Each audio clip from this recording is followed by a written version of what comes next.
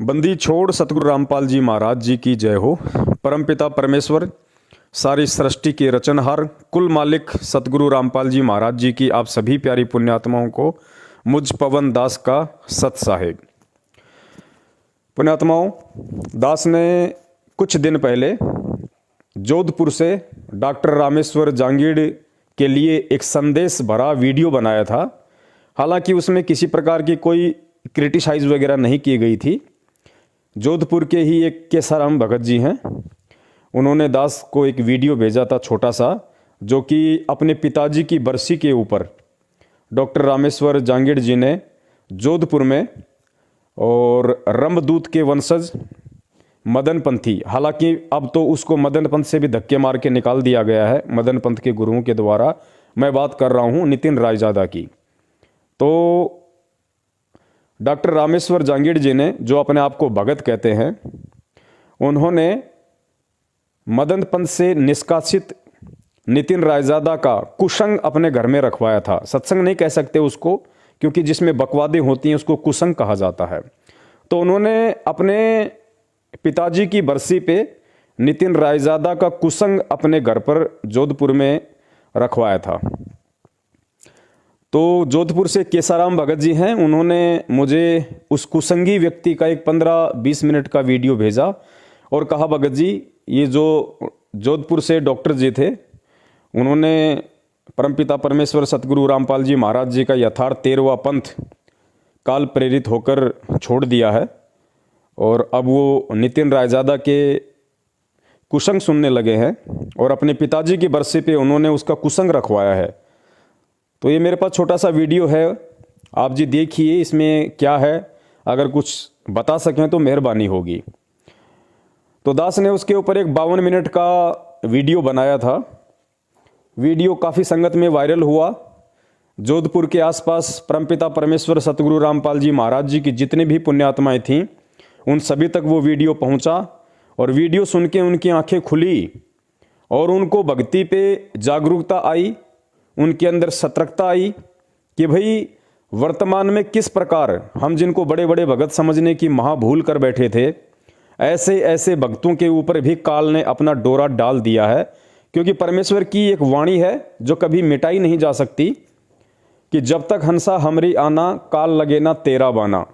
तो उन आत्माओं ने सोचा कि भाई डॉक्टर रामेश्वर जांगीड़, जो अपने आप को बहुत ही पुराना भगत कहता है, परमात्मा के बहुत ही नज़दीक जो लोगों की सोच आधार से माने जाते थे, जब उनके ऊपर काल अपना डोरा डाल सकता है, उनको काल अपनी बाहों में जकड़ सकता है, अपना आहार बनाने की कोशिश कर सकता है, तो यदि हम परमपिता परमेश्वर सतगुरु रामपाल जी महाराज जी के ज्ञान को आधार बनाकर नहीं चले और कदम कदम पर सोच समझकर यदि हमने विचार नहीं किया, तो हमारे साथ भी यही हो सकता है जो आज उस आत्मा के साथ हो चुका है। तो वीडियो काफ़ी वायरल हुआ। वीडियो वायरल होने के बाद अब काल प्रेरित व्यक्ति को कहाँ चैन मिलने वाला था। तो डॉक्टर रामेश्वर जांगीड़ जी को चैन नहीं मिला, क्योंकि जिस व्यक्ति के अंदर राग द्वेष ईर्ष्या या मान बढ़ाई अधिक होती है, उस व्यक्ति को एक विशेष तड़प लग जाती है किसी भी बात का जवाब देने की। देखो, अगर बात अगर सत्य हो तो उसका जवाब देना कोई गलत नहीं है, लेकिन किसी व्यक्ति के ऊपर यदि कोई बात कह दी जाए और वो बिल्कुल सत्य हो, तो उसके बाद सामने वाला व्यक्ति, क्योंकि वो मनवश होता है, काल प्रेरित होता है, उसको लगता है कि समाज में तेरी बहुत बड़ी बेइज्जती हो चुकी है, लोग तेरे ऊपर थू थू कर रहे हैं। तो उस थू थू को रोकने के लिए और बेइज्जती के डर से वो आदमी, वो आबाई घड़ता ही घड़ता है। तो ऐसा ही काम वर्तमान में डॉक्टर रामेश्वर जांगीड़ जी ने 29 या 30 मिनट की 2 वीडियो संगत में वायरल की हैं, जिनका शीर्षक है डॉक्टर रामेश्वर जांगीड़ वर्सेज पवन दास, जवाबी कार्यवाही। अब जवाबी कार्यवाही क्या है, मैं आपको उनकी दोनों वीडियो का निष्कर्ष बता देता हूं। मैंने दोनों वीडियो बड़ी ध्यान से सुनी है, हालांकि मेरा समय ही वेस्ट हुआ है, क्योंकि उससे कुछ मिलने वाला तो था नहीं, हासिल उससे कुछ होने वाला नहीं था, लेकिन जवाब देना इसलिए ज़रूरी था क्योंकि किसी समय वो व्यक्ति परमपिता परमेश्वर सतगुरु रामपाल जी महाराज जी का शिष्य था और आज वर्तमान में यदि वो इस तरह की उआबाई बकता है तो काफ़ी आत्माओं पे उसका असर पड़ता है। उन आत्माओं पे जो आत्माएं या तो इस मार्ग में नई नई जुड़ी हैं और जो आत्माएं अभी तक ज्ञान को आधार नहीं बना पाई हैं, वो आत्माएं थोड़ी बहुत भ्रमित हो जाती हैं। इसलिए उन सभी भाई बहनों का भ्रम निवारण करने के लिए कि काल प्रेरित व्यक्ति काल प्रेरित ही होता है और ऐसे व्यक्तियों की पहचान हमें कैसे करनी है, कैसे हमें ऐसे व्यक्तियों से बच के रहना है, इसलिए दास ने वीडियो बनाना उचित समझा। हालांकि मैं अपने परमपिता परमेश्वर सतगुरु रामपाल जी महाराज जी के चरणों की सौगंध खा के कहता हूं, डॉक्टर रामेश्वर जांगिड़ जी से मेरा किसी भी प्रकार का राग द्वेष और ईर्ष्या नहीं है, मेरे मन में नहीं है। उनके मन में क्या आग भरी होगी मुझे उसका नहीं पता। लेकिन आज जब मैं ये वीडियो बना रहा हूं और वीडियो बनाते बनाते मैं ये शब्द कह रहा हूं कि डॉक्टर रामेश्वर जांगिड़ के प्रति मेरे मन में 0% भी राग द्वेष और ईर्ष्या की भावना नहीं है। मैं केवल आत्माओं को सतर्क करने के लिए, उन काल प्रेरित लोगों की उआबाई से जो ठगी होने वाली है, उस ठगी से लोगों को बचाने के लिए, भगत समाज को बचाने के लिए, यथार्थ और सच्चाई सभी पुण्यात्माओं के सामने रखने के लिए मैं ये वीडियो बना रहा हूं। वरना ये वीडियो बनाने का मेरा 1% भी मकसद नहीं था। और राग द्वेष ईर्ष्या इसलिए नहीं हो सकती क्योंकि सारी सृष्टि के रचनहार कुल मालिक कबीर साहेब जी ने वर्तमान में सतगुरु रामपाल जी महाराज जी के स्वरूप में आके हमें जो अनमोल मूल ज्ञान दिया है, वो हमें ये कहता है कि भाई एक शत्रु एक मित्र है, भूल पड़ी रे प्राण, यम की नगरी जाएगा शब्द हमारा मान। परमपिता परमेश्वर सतगुरु रामपाल जी महाराज जी ने इस वाणी को समझाया और कहा कि बेटा मेरे से नाम उपदेश लेने के बाद, अर्थात यथार्थ 13वें कबीर पंथ में आने के बाद या उससे पहले, जब भी तुम कभी मेरी शरण में आए हो या जब भी कभी मेरी शरण में आते हो, तो उसके बाद में चाहे कोई आपका सामने दुश्मन ही क्यों ना हो, जो आपको जबरदस्ती अपना दुश्मन मान चुका हो, आपके साथ में जबरन राग द्वेष ईर्ष्या करता हो, उल्टी बातें करता हो, ऐसे व्यक्ति से भी हमने किसी भी प्रकार का मन मुटाव अपने दिलो दिमाग में नहीं रखना है। हमने उसको अबोध बालक या नादान बच्चा समझ के माफ कर देना चाहिए कि आध्यात्मिक ज्ञान से दूर है, अभी इसको इतनी नॉलेज नहीं है, अज्ञानता के चलते ये बालक इस तरह की हरकत कर रहा है। तो दास डॉक्टर रामेश्वर जांगिड़ को आध्यात्मिक दृष्टि से केवल एक बच्चा समझता है, बालक समझता है, एक नादान प्राणी समझता है, क्योंकि भले ही वो उम्र में मेरे से ज़्यादा बड़े हैं, सामाजिक स्टेटस में वो मेरे से ज़्यादा बड़े हों, पढ़ाई लिखाई में मेरे से बड़े हों, लेकिन आध्यात्मिक ज्ञान की दृष्टि से मैं ये कहूँगा कि वो बहुत ही छोटे हैं, जिस प्रकार ऊँट के मुंह में जीरा होता है। यहाँ मैं कोई मान बढ़ाई से ग्रस्त होकर नहीं बोल रहा, लेकिन वर्तमान में उनका जो ज्ञान है, उनका जो विचार है, उनकी जो सोच है, उनकी जो धारणा है, उस आधार से मैं बता रहा हूँ। और मुझे जो गधे की परिभाषा थी वो भी डॉक्टर रामेश्वर जांगिड़ ने ही एक समय बात करते समय बताई थी कि गधा कोई गाली नहीं होता, गधा उस व्यक्ति को कहा जाता है जिसकी धारणा गलत होती है। गै से गलत और धा से धारणा, जिस व्यक्ति की गलत धारणा होती है उसको गधा कहा जाता है। तो रामेश्वर जांगिड़ जी की आज वर्तमान में गलत धारणा हो चुकी है, इसलिए आप चाहे उनको गलत धारणा युक्त व्यक्ति कहें चाहे गधा कहें, इसमें कोई संशय नहीं है। और गधा शब्द का डॉक्टर रामेश्वर जांगिड़ जी बुरा भी नहीं मान सकते, क्योंकि उन्होंने ही मुझे बताया था कि गधा कोई गाली नहीं है, अगर कोई गाली समझे तो वो मूर्ख प्राणी है। तो डॉक्टर साहब के लिए अगर गधा शब्द युद्ध किया जाए तो भी बुरा नहीं है, क्योंकि उनकी धारणा बिल्कुल विपरीत हो चुकी है, गलत हो चुकी है। तो मैं पॉइंट पे आता हूं। और उन्होंने जो पार्ट 1 बनाया, पार्ट 1 में केवल उनके 3 पॉइंट हैं, उन्होंने केवल 3 ही पॉइंट मेरी ऑडियो में से निकाले थे, तो मैं 3 ही पॉइंट बताऊंगा, बाकी उआबाई पे नहीं जाऊंगा। और पुण्यात्मा, एक कहावत है, कहावत क्या, ये आंखों देखी बात है। जब पहलवान होते हैं वो कुश्ती लड़ते हैं या कोई कबड्डी का मैच हो रहा है, और उसमें से जब कोई पहलवान, कोई कबड्डी खेलने वाला खिलाड़ी जब फाउल हो जाता है, तो फाउल होने के बाद उसको बाहर बैठा दिया जाता है, वो लाइन से बाहर बैठ जाता है। और जब उसी पाले के पक्ष का कोई खिलाड़ी दूसरे पक्ष में कबड्डी डालता है, तो वो जो फाउल हो चुका है वो क्या करता है, उसको दिशा निर्देश देता है, क्या, अरे उधर जा, अरे अरे इधर, अरे पीछे, अरे अरे उसके कान पे टच कर, अरे ऐसे कर, अरे अरे वैसे कर।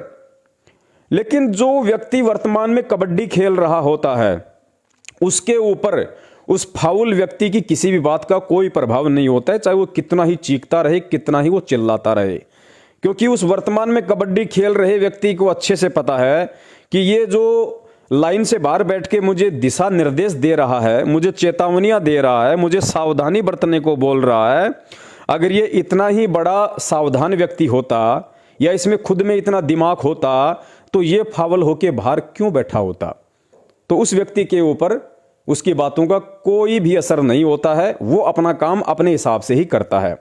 तो पुण्यात्मा, वर्तमान में ठीक यही स्थिति डॉक्टर रामेश्वर जांगीड़ जी की हो चुकी है, क्योंकि डॉक्टर रामेश्वर जांगीड़ जी रंभदूत के वंशज नितिन रायजादा के चक्कर में आके काल प्रेरित होके, भ्रमित होके, और परम पूज्य सतगुरु रामपाल जी महाराज जी के द्वारा जो यथार्थ 13वां कबीर पंथ चला रखा था उस पंथ से निकल चुके हैं। अर्थात डॉक्टर रामेश्वर जांगीड़ जी यथार्थ 13वें कबीर पंथ और यथार्थ सत्य ज्ञान से बुरी तरह से भटक चुके हैं।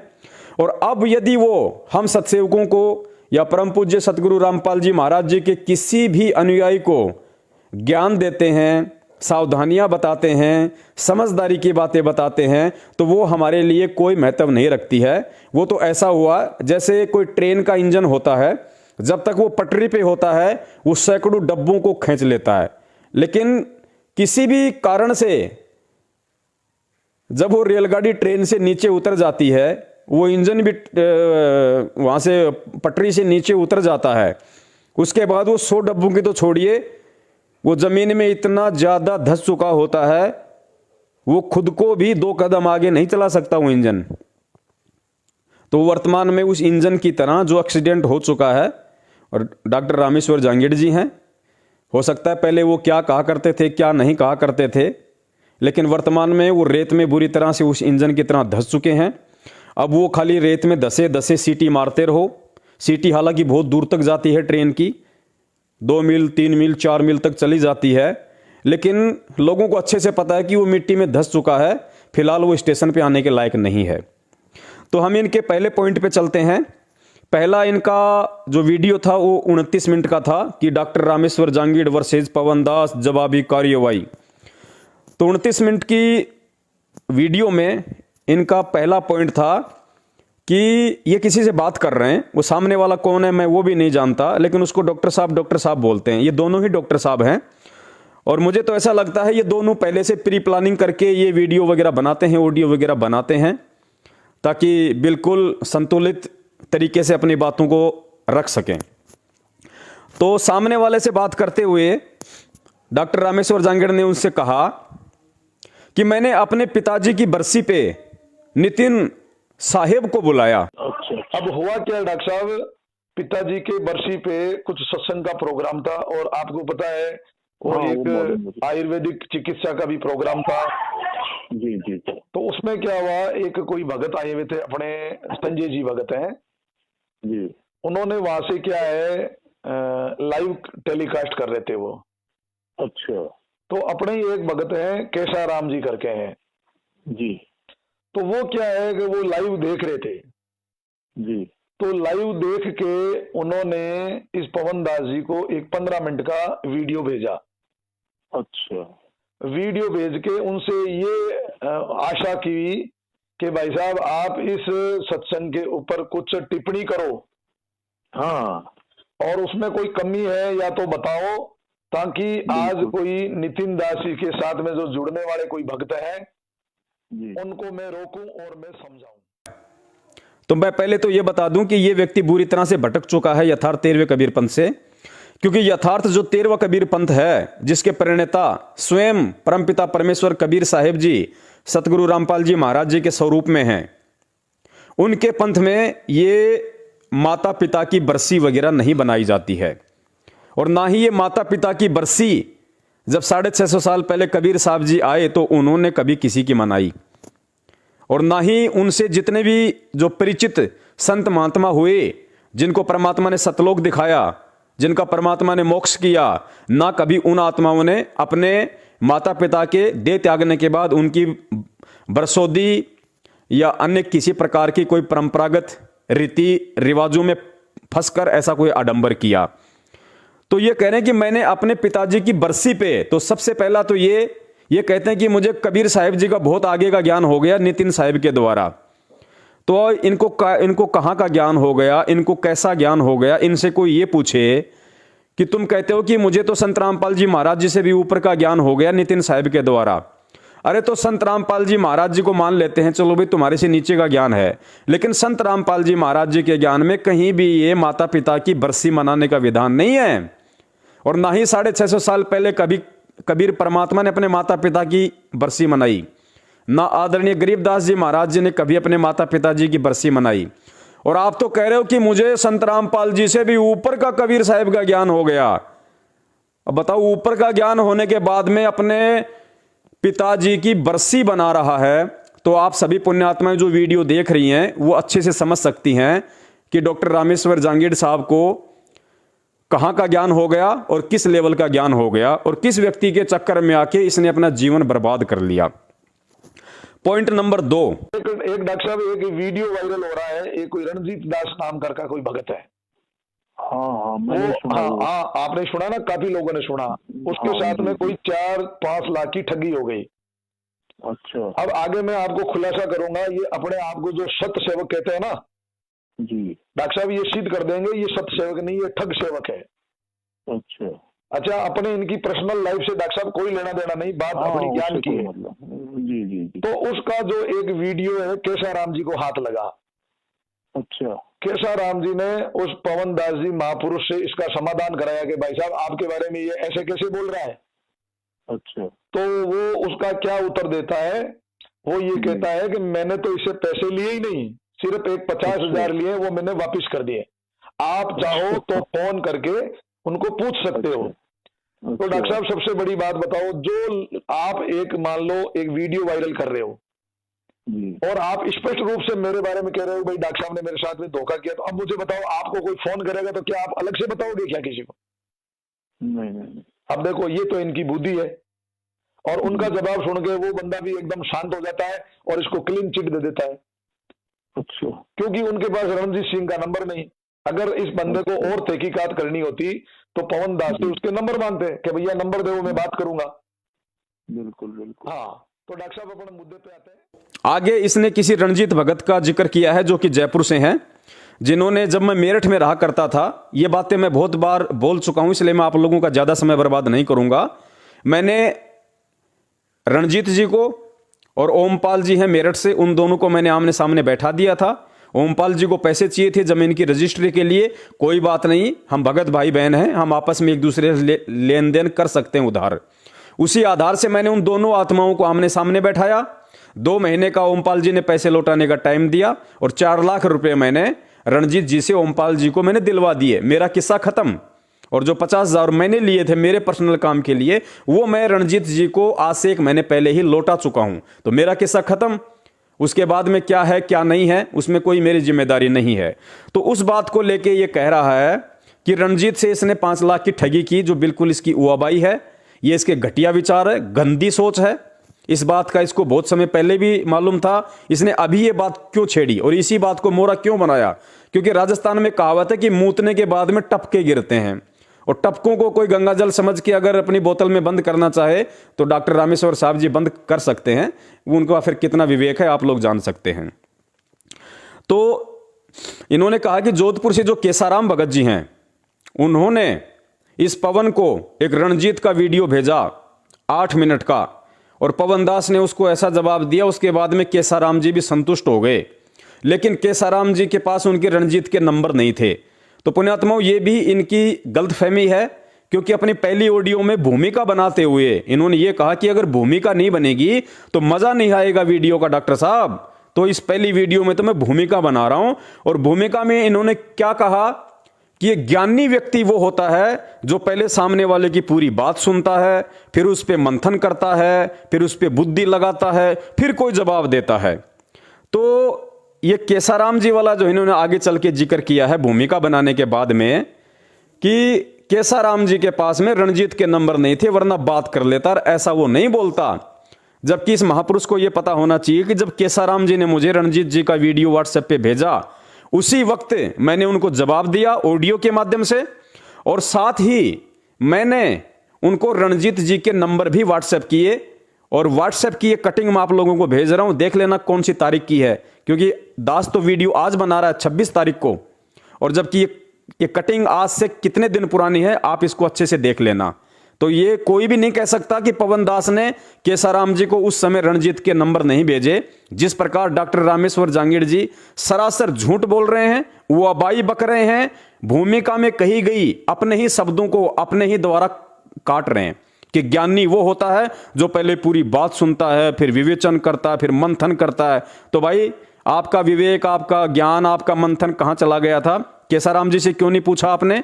क्या आपने केसाराम जी से पूछा कि आपके पास में रणजीत जी के नंबर हैं या नहीं है? अगर आप पूछते तो केसाराम जी आपको जरूर बताते कि भगत जी मेरे को पवन दास ने उसी समय जो वीडियो मैंने उनको भेजा, उन्होंने मुझे रणजीत जी का नंबर भेजा, क्योंकि हम सत्य हैं तो हमें किसी के नंबर देने में क्या गलती है? जबकि मेरे से केसाराम जी ने नंबर मांगे भी नहीं, मैंने खुद अपनी तरफ से नंबर दिए कि भगत जी आप उनसे पूछ सकते हो कि जो 4.5 लाख रुपए का जो मैटर था वो क्या था। 4 लाख रुपए मैंने ओमपाल जी को दिलवाए, मेरा कोई मैटर नहीं, बाकी 50,000 रुपए थे मैंने उनको वापस दे दिए, और ये उनके नंबर रहे, आप उनसे बात करके पूछ सकते हो। तीसरा पॉइंट अपने 29 मिनट की ऑडियो में इन्होंने दिया हंस मुनि दूत का, कि जो नितिन रायजादा है उसने संत रामपाल जी महाराज जी को हंस मुनि का दूत साबित कर दिया है, इसको पवन दास काट के दिखाए। अरे भाई, इसने अगर हंस मुनि का दूत अपनी मनमुखी सोच से और अपनी बेइज्जती के डर से अगर इसने उआबाई बक के, और अगर वो 20-30 मिनट का वीडियो अगर मन गढ़ंत रूप से संत रामपाल जी महाराज जी के ऊपर बनाया है, तो उसका जवाब यह है कि दुनिया ने तो संत रामपाल जी महाराज जी के ऊपर काल प्रेरणा से देशद्रोह का मुकदमा भी लगा रखा है। कोई माइकल लाल साबित तो करके दिखा दो उनको देशद्रोही। वो तो देश की धरोहर है, पूरे विश्व की धरोहर है, और आज नहीं तो कल पूरी दुनिया के सामने आ जाएगा। और आप जैसे व्यक्तियों को जो आज उआबाई बक रहे हैं, उनके यथार्थ 13वें कबीरपंथ से बाहर निकल के काल प्रेरणा से चूहे के बिल में भी मुंह रख के अपनी इज्जत बचाने का आप लोगों को समय नहीं मिलेगा। तो इसका दास ने बहुत पहले ही उसको जवाब दिया हुआ है, और भी हमारे बहुत सारे भगत भाई बहनों ने पीडीएफ फाइल के माध्यम से भी कि हंस मुनि काल का दूत कौन था, परमाणु सहित उसका जवाब दिया हुआ है। और दास ने इसको एक वीडियो के माध्यम से नितिन रायजादा को रंभदूत का वंशज साबित किया हुआ है, जो बिल्कुल प्रमाणिक है और कबीर सागर के अकॉर्डिंग है। उसको भी इस बात का अच्छे से पता है, जिसके जवाब में उसने मन गढ़ंत रूप से 2 वीडियो बनाए, जिसका किसी के ऊपर कोई असर नहीं, क्योंकि सत्य हमेशा सत्य ही होता है। तो पुण्यात्माओं, ये इनकी 29 मिनट की ऑडियो में इनकी भूमिका सहित केवल 3 ही पॉइंट थे। ये 3 पॉइंटों के मैंने इनको जवाब दे दिए हैं, और अब है इनका पार्ट नंबर 2, वो भी 30 मिनट का इनका छोटा सा वीडियो है। तो इन्होंने कहा कि मैं मेरे पार्ट नंबर 2 में आगे चल के सारी बातों का जिक्र करूंगा कि पवन दास कितना झूठा है, कितना क्या है। तो इनका पार्ट 2 हम ले लेते हैं। पार्ट 2 में इन्होंने जो पहला सवाल किया है वो ये है कि पवन दास ने अपने 52 मिनट के वीडियो में डॉक्टर साहब ये कहा था कि ये जो नितिन रायजादा था ये दूसरे पंथ से चल के आया था, इस क्या नाम है इसका, इस मदन पंथ में। ये नितिन रायजादा मदन पंथ से पहले किसी दूसरे पंथ में भी था। जी सत साहिब, सतनाम जी। सत साहिब। हाँ जी, ये दूसरा एपिसोड है पवन के जो ऑडियो की जवाबी कार्रवाई का, जो उसको जवाब देने का जो ऑडियो है। जी जी। तो प्रथम ऑडियो में अपन ने एक पॉइंट क्लियर कर दिया था। जी हाँ। अब दूसरा पॉइंट है जो मैंने इसने लिखा, ये कह रहा है कि नितिन दूसरे पंथ में पहले था। जी। तो इसका खंडन डॉक्टर साहब मैं ये करूंगा कि जो भी रामपाल जी महाराज के पंथ में आए पहले कहीं ना कहीं दूसरे पंथ में थे। तो इससे इस बात में कोई दम नहीं है, ये उआबाई है, ये थोथा ज्ञान है इसका। जी जी। इसी को पूछो क्या तू पहले किसी दूसरे पंथ में नहीं था क्या? वो कहीं से तो आएगा डॉक्टर साहब, तो स्वाभाविक बात है। फिर ये कौन सी नई बात होगी? ये अपने आप अपने गिरिबान में जाके के देखो। तो डॉक्टर साहब मैं ये पूछना चाहता हूं, क्या ये पवन दास संत रामपाल जी के पंथ में आने से पहले किसी दूसरे पंथ में नहीं था? ये भी तो किसी न किसी पंथ से आया होगा। अरे आया होगा मतलब एक आकलन हो गया डॉक्टर साहब। आप तो बहुत ज्यादा सोच समझ के बातें करते हो। आप तो एक एक चीज को तोल तोल के, सोच के, समझ के, विवेक, मंथन, विचार, पता नहीं क्या क्या लगा के फिर बात बोलने की कहते हो। और आपने तो यहां पे उआबाई बक दी कि पवन दास भी दूसरे पंथ से आया होगा। आया होगा का मतलब है डॉक्टर साहब को कंफर्म नहीं है कि पवन दास किसी पंथ से आया था या नहीं आया था, जबकि मैंने स्पष्ट रूप से कहा है कि वो, जहां तक मुझे आइडिया है, जहां तक मैंने सुना है, वो व्यक्ति राधा स्वामी पंथ से आया है और यह बात बिल्कुल सही है। तो डॉक्टर साहब ने यहां पे उआबाई बक दी कि पवन भी किसी दूसरे पंथ से आया होगा, जबकि मैं पवन दास अपने परम पूज्य सतगुरु रामपाल जी महाराज जी के चरणों की सौगंध खा के कहता हूं, मेरा जीवन में पहला गुरु और अंतिम गुरु केवल संत रामपाल जी महाराज जी हैं। इनके अलावा आज से पहले ना मैं किसी के सत्संग में गया, कभी नहीं गया। मुझे पता ही नहीं था जीवन में कि गुरु भी बनाना चाहिए क्या। ना मैं किसी भी संत महंत किसी के भी मैं आश्रम में गया, ना मैंने किसी के कोई सत्संग सुने। मुझे पता ही नहीं था अध्यात्म के विषय में। मुझे तो परमेश्वर ने अचानक से अपनी शरण में लिया है। और मेरे जो पहले गुरु हैं परम पूज्य सतगुरु रामपाल जी महाराज जी हैं, और मेरे अंतिम गुरु भी परम पूज्य रामपाल जी महाराज जी ही हैं। तो यहां पे डॉक्टर साहब बिल्कुल फर्जी साबित होते हैं, बिल्कुल गधे साबित होते हैं। डॉक्टर साहब नाराज मत होना। देखो आप समझदार व्यक्ति हो, आपको कबीर पंथ का इतना ज्ञान है। आप खुद कहते थे कि मेरी 3 पीढ़ियां कबीर पंथी हैं, लेकिन आपने देखो यहां पे कितनी बड़ी उआबाई बकी। ये आपकी गलत धारणा है कि पवनदास पहले किसी दूसरे पंथ से आया होगा। ये आपकी गलत धारणा है डॉक्टर साहब। और जिसकी गलत धारणा होती है, गै से गधार, धा से धारणा, उसको कहते हैं गधा। तो डॉक्टर साहब आप अपने ही शब्दों से गधे साबित होते हो। नाराज मत हो ना डॉक्टर साहब, मैं आप ही के अनुसार सारी बातें बता रहा हूं।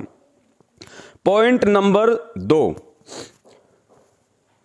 फिर इन्होंने मेरी 52 मिनट की ऑडियो में से पॉइंट निकाला कि पवनदास कहता है कि 99% लोग जो गुरु बनाते हैं, दूसरे पंथों से जुड़ते हैं, वो गुरु बनने की चाह रखते हैं। मैं आगे बताऊंगा इस आदमी की क्या मंशा है। पहले मैं इसको सच्चा और अच्छा मानता था, लेकिन अब इसकी मंशा पूरी मेरे समझ में आ गई। अभी मैं इसको क्लियर कर दूंगा इसकी मंशा क्या है। क्योंकि जैसी डॉक्टर साहब कोटों में होती है, वैसी होटों में आई जाती है। बिल्कुल। आगे का ये कह रहा है कि 99% लोग भक्ति मार्ग में गुरु बनने के लिए आते हैं, फिर वो धर्म का धंधा सेट कर लेते हैं। अच्छा। तो कहीं ना कहीं मैं बताऊं आपको, इसके कोटे की बात ये होठों पे आ चुकी है। अच्छा। इसका कारण बताऊं मैं आपको। ये धीरे धीरे यही काम करेगा। क्यों करेगा? ये इसलिए करेगा कि ये एक चतुर और होशियार, बड़ा इंटेलिजेंट है। ये चतुर प्राणी जिसको कह सकते हो आप। इसको क्या है डॉक्टर साहब, पता लग गया कि रामपाल जी महाराज बाहर आने वाले हैं नहीं।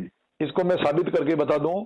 अगर ये रामपाल जी महाराज के लिए कुछ करता तो रण सिंह भगत है, जो अभी आपको पता है, उसने एक 30 मिनट की ऑडियो निकाली। बिल्कुल सर। उस बंदे ने इसको बुलाया कि भाई तेरे पास जो भी सबूत है वो लेके तू हिसार कोर्ट में आ जा। अच्छा। आज भी आप रण सिंह से बात कर सकते हो। उस समय रण सिंह जी ने मेरे से बात कही। बोले डॉक्टर साहब इतना ये फ्रॉड निकमा निकला है। आज तक इसने, बोले, रामपाल जी महाराज के लिए कुछ नहीं किया, सिर्फ भक्तों से पैसे ऐंठे हैं इसने। और फिर ये कह रहे हैं सामने वाले को जिससे बात कर रहे हैं कि डॉक्टर साहब मैं पक्का कह रहा हूं, ये पवन की भी यही मनसा है, ये भी गुरु बनना चाहता है डॉक्टर साहब, इसकी भी यही मनसा है और कोई मनसा नहीं है इसकी। तो मैं भाई, मेरे पास में देखो, मैं कोई हनुमान जी तो हूं नहीं जो मैं डॉक्टर साहब को अपना सीना फाड़ के दिखा दूं यहीं से कि साहब देखो मेरी मनसा क्या है। मेरे पास तो एक ही दाव है अंत में, और उससे बड़ा कोई दाव नहीं हो सकता। मैं तो अपने परमपिता परमेश्वर सतगुरु रामपाल जी महाराज जी के चरणों की सौगंध खा के कह सकता हूं कि हे परमपिता परमेश्वर, यदि आपके इस तुच्छ सत्सेवक पवन दास ने अगर सौपन में भी कभी अगर गुरु बनने की इच्छा जाहिर की हो, सौपन में भी परमात्मा अगर कभी सोचा भी हो, तो परमात्मा दास को जिंदा जमीन में गाड़ देना मालिक, दास के सिर में कीड़े डालना परमात्मा, और दास के युगों युगों की सारी भक्ति पल में नष्ट कर देना भले परमात्मा। अगर सौपन में भी अगर आपके पंथ से जुड़ने के बाद, उससे पहले तो मैं कभी जुड़ा नहीं था किसी पंथ से, मुझे मालूम ही नहीं था गुरु क्या होता है, पंथ क्या होता है, कबीर जी कौन थे, अध्यात्म क्या है, सतलोक क्या है। मुझे तो 2013 यानी 12 अप्रैल 2013 से पहले गए भी नहीं पता था। तो परमेश्वर और आपसे जुड़ने के बाद तो परमात्मा कोई नीच ही होगा जो ऐसा अपने मन में सोचे। तो परमेश्वर आप अंतर्यामी हैं। यदि आपके कुत्ते ने कभी सौपन में भी गुरु बनने की सोची हो परमात्मा, या आपसे दगा करने की, छल कपट करने की अगर कभी सोची हो परमात्मा, दास के इसी जन्म में सिर में कीड़े डालना परमात्मा। तो आगे चलते हैं, पॉइंट नंबर 3। इन्होंने मेरी 52 मिनट की ऑडियो का निष्कर्ष निकाला और कहा कि संत रामपाल जी महाराज जी को पवन कहता है कि ये यथार्थ 13वें कबीर पंथ के प्रणेता हैं। यथार्थ 13वें कबीर पंथ को चलाने वाला खुद कबीर होगा और वो कबीर स्वयं सतगुरु रामपाल जी महाराज जी हैं। नेक्स्ट उसने बात रखी है कि इस बंदे ने रामपाल जी को मूल ज्ञान और 13वां पंथ बता रहा है। जी। अब इसको इतना ही मालूम नहीं है कि 12वां पंथ में गरीबदास जी महाराज थे लास्ट में। बिल्कुल। 12वां पंथ का जो मूल जो है, 12वां पंथ किसका है? गरीबदास जी महाराज का। गरीबदास जी महाराज का। अब मुझे बताओ डॉक्टर साहब, जो 12वां पंथ के अंदर जो भी जन्म लेगा, यानी जो शिष्य बनेगा, वो मतलब गरीबदास वो 13वें में कैसे जा सकता है? इन मूर्खों की अकल तो देखो आप। ना।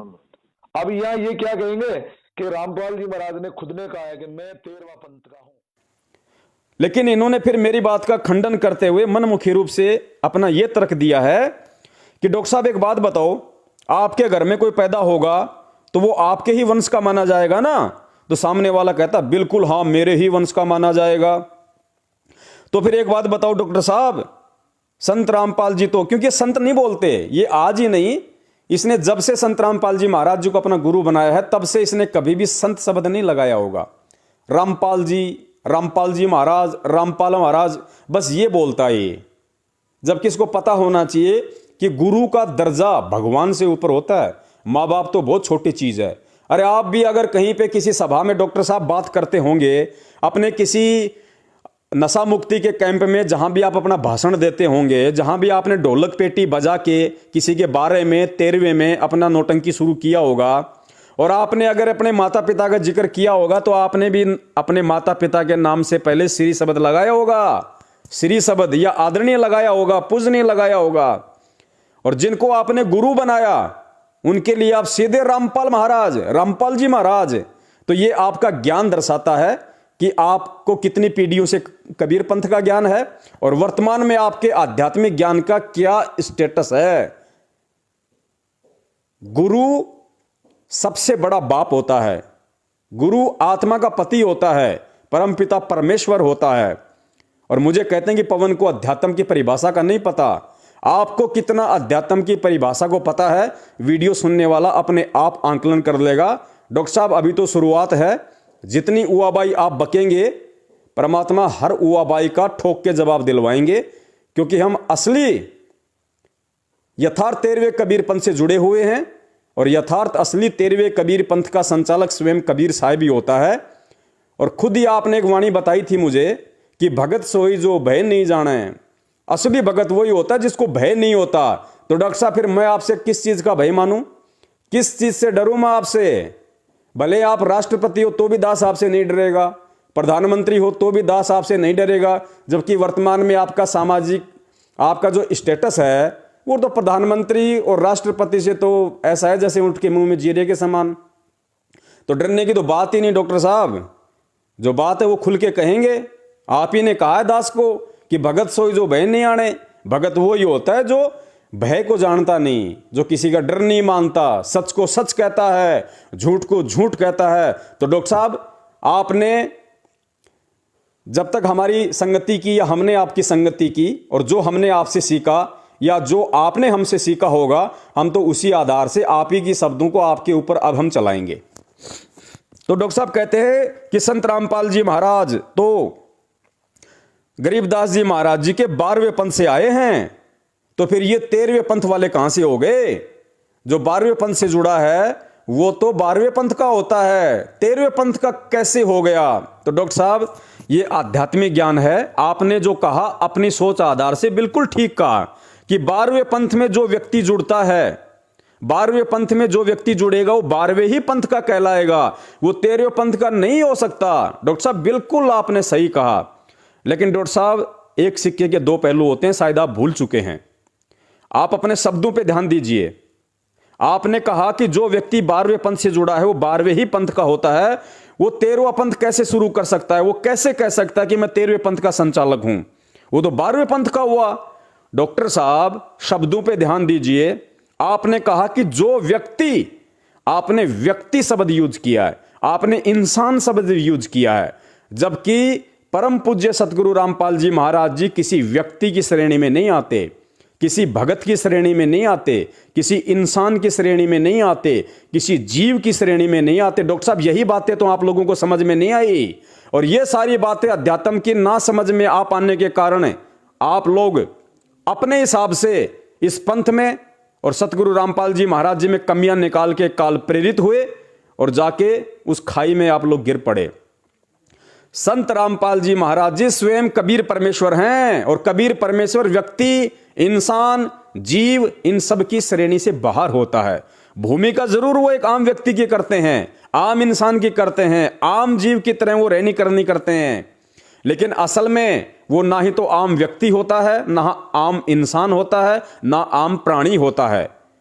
तो वो परमेश्वर हैं भाई, वो आम व्यक्ति की श्रेणी में नहीं है। उन्होंने 12वें पंथ से जुड़ने की खाली लीला की है। 17 फरवरी 1988 को स्वामी रामदेवानंद जी महाराज जी से उन्होंने ठीक उसी प्रकार अपना मुंह बोला उनको गुरु बनाया, जिस प्रकार 650 साल पहले इसी कबीर परमात्मा ने रामानंद जी को अपना मुंह बोला गुरु बनाया था। जिस बात का आज आप लोगों को पता चला, क्योंकि आज आपको परम पूज्य सतगुरु रामपाल जी महाराज जी ने सच्चाई बताई, उससे पहले नहीं पता था।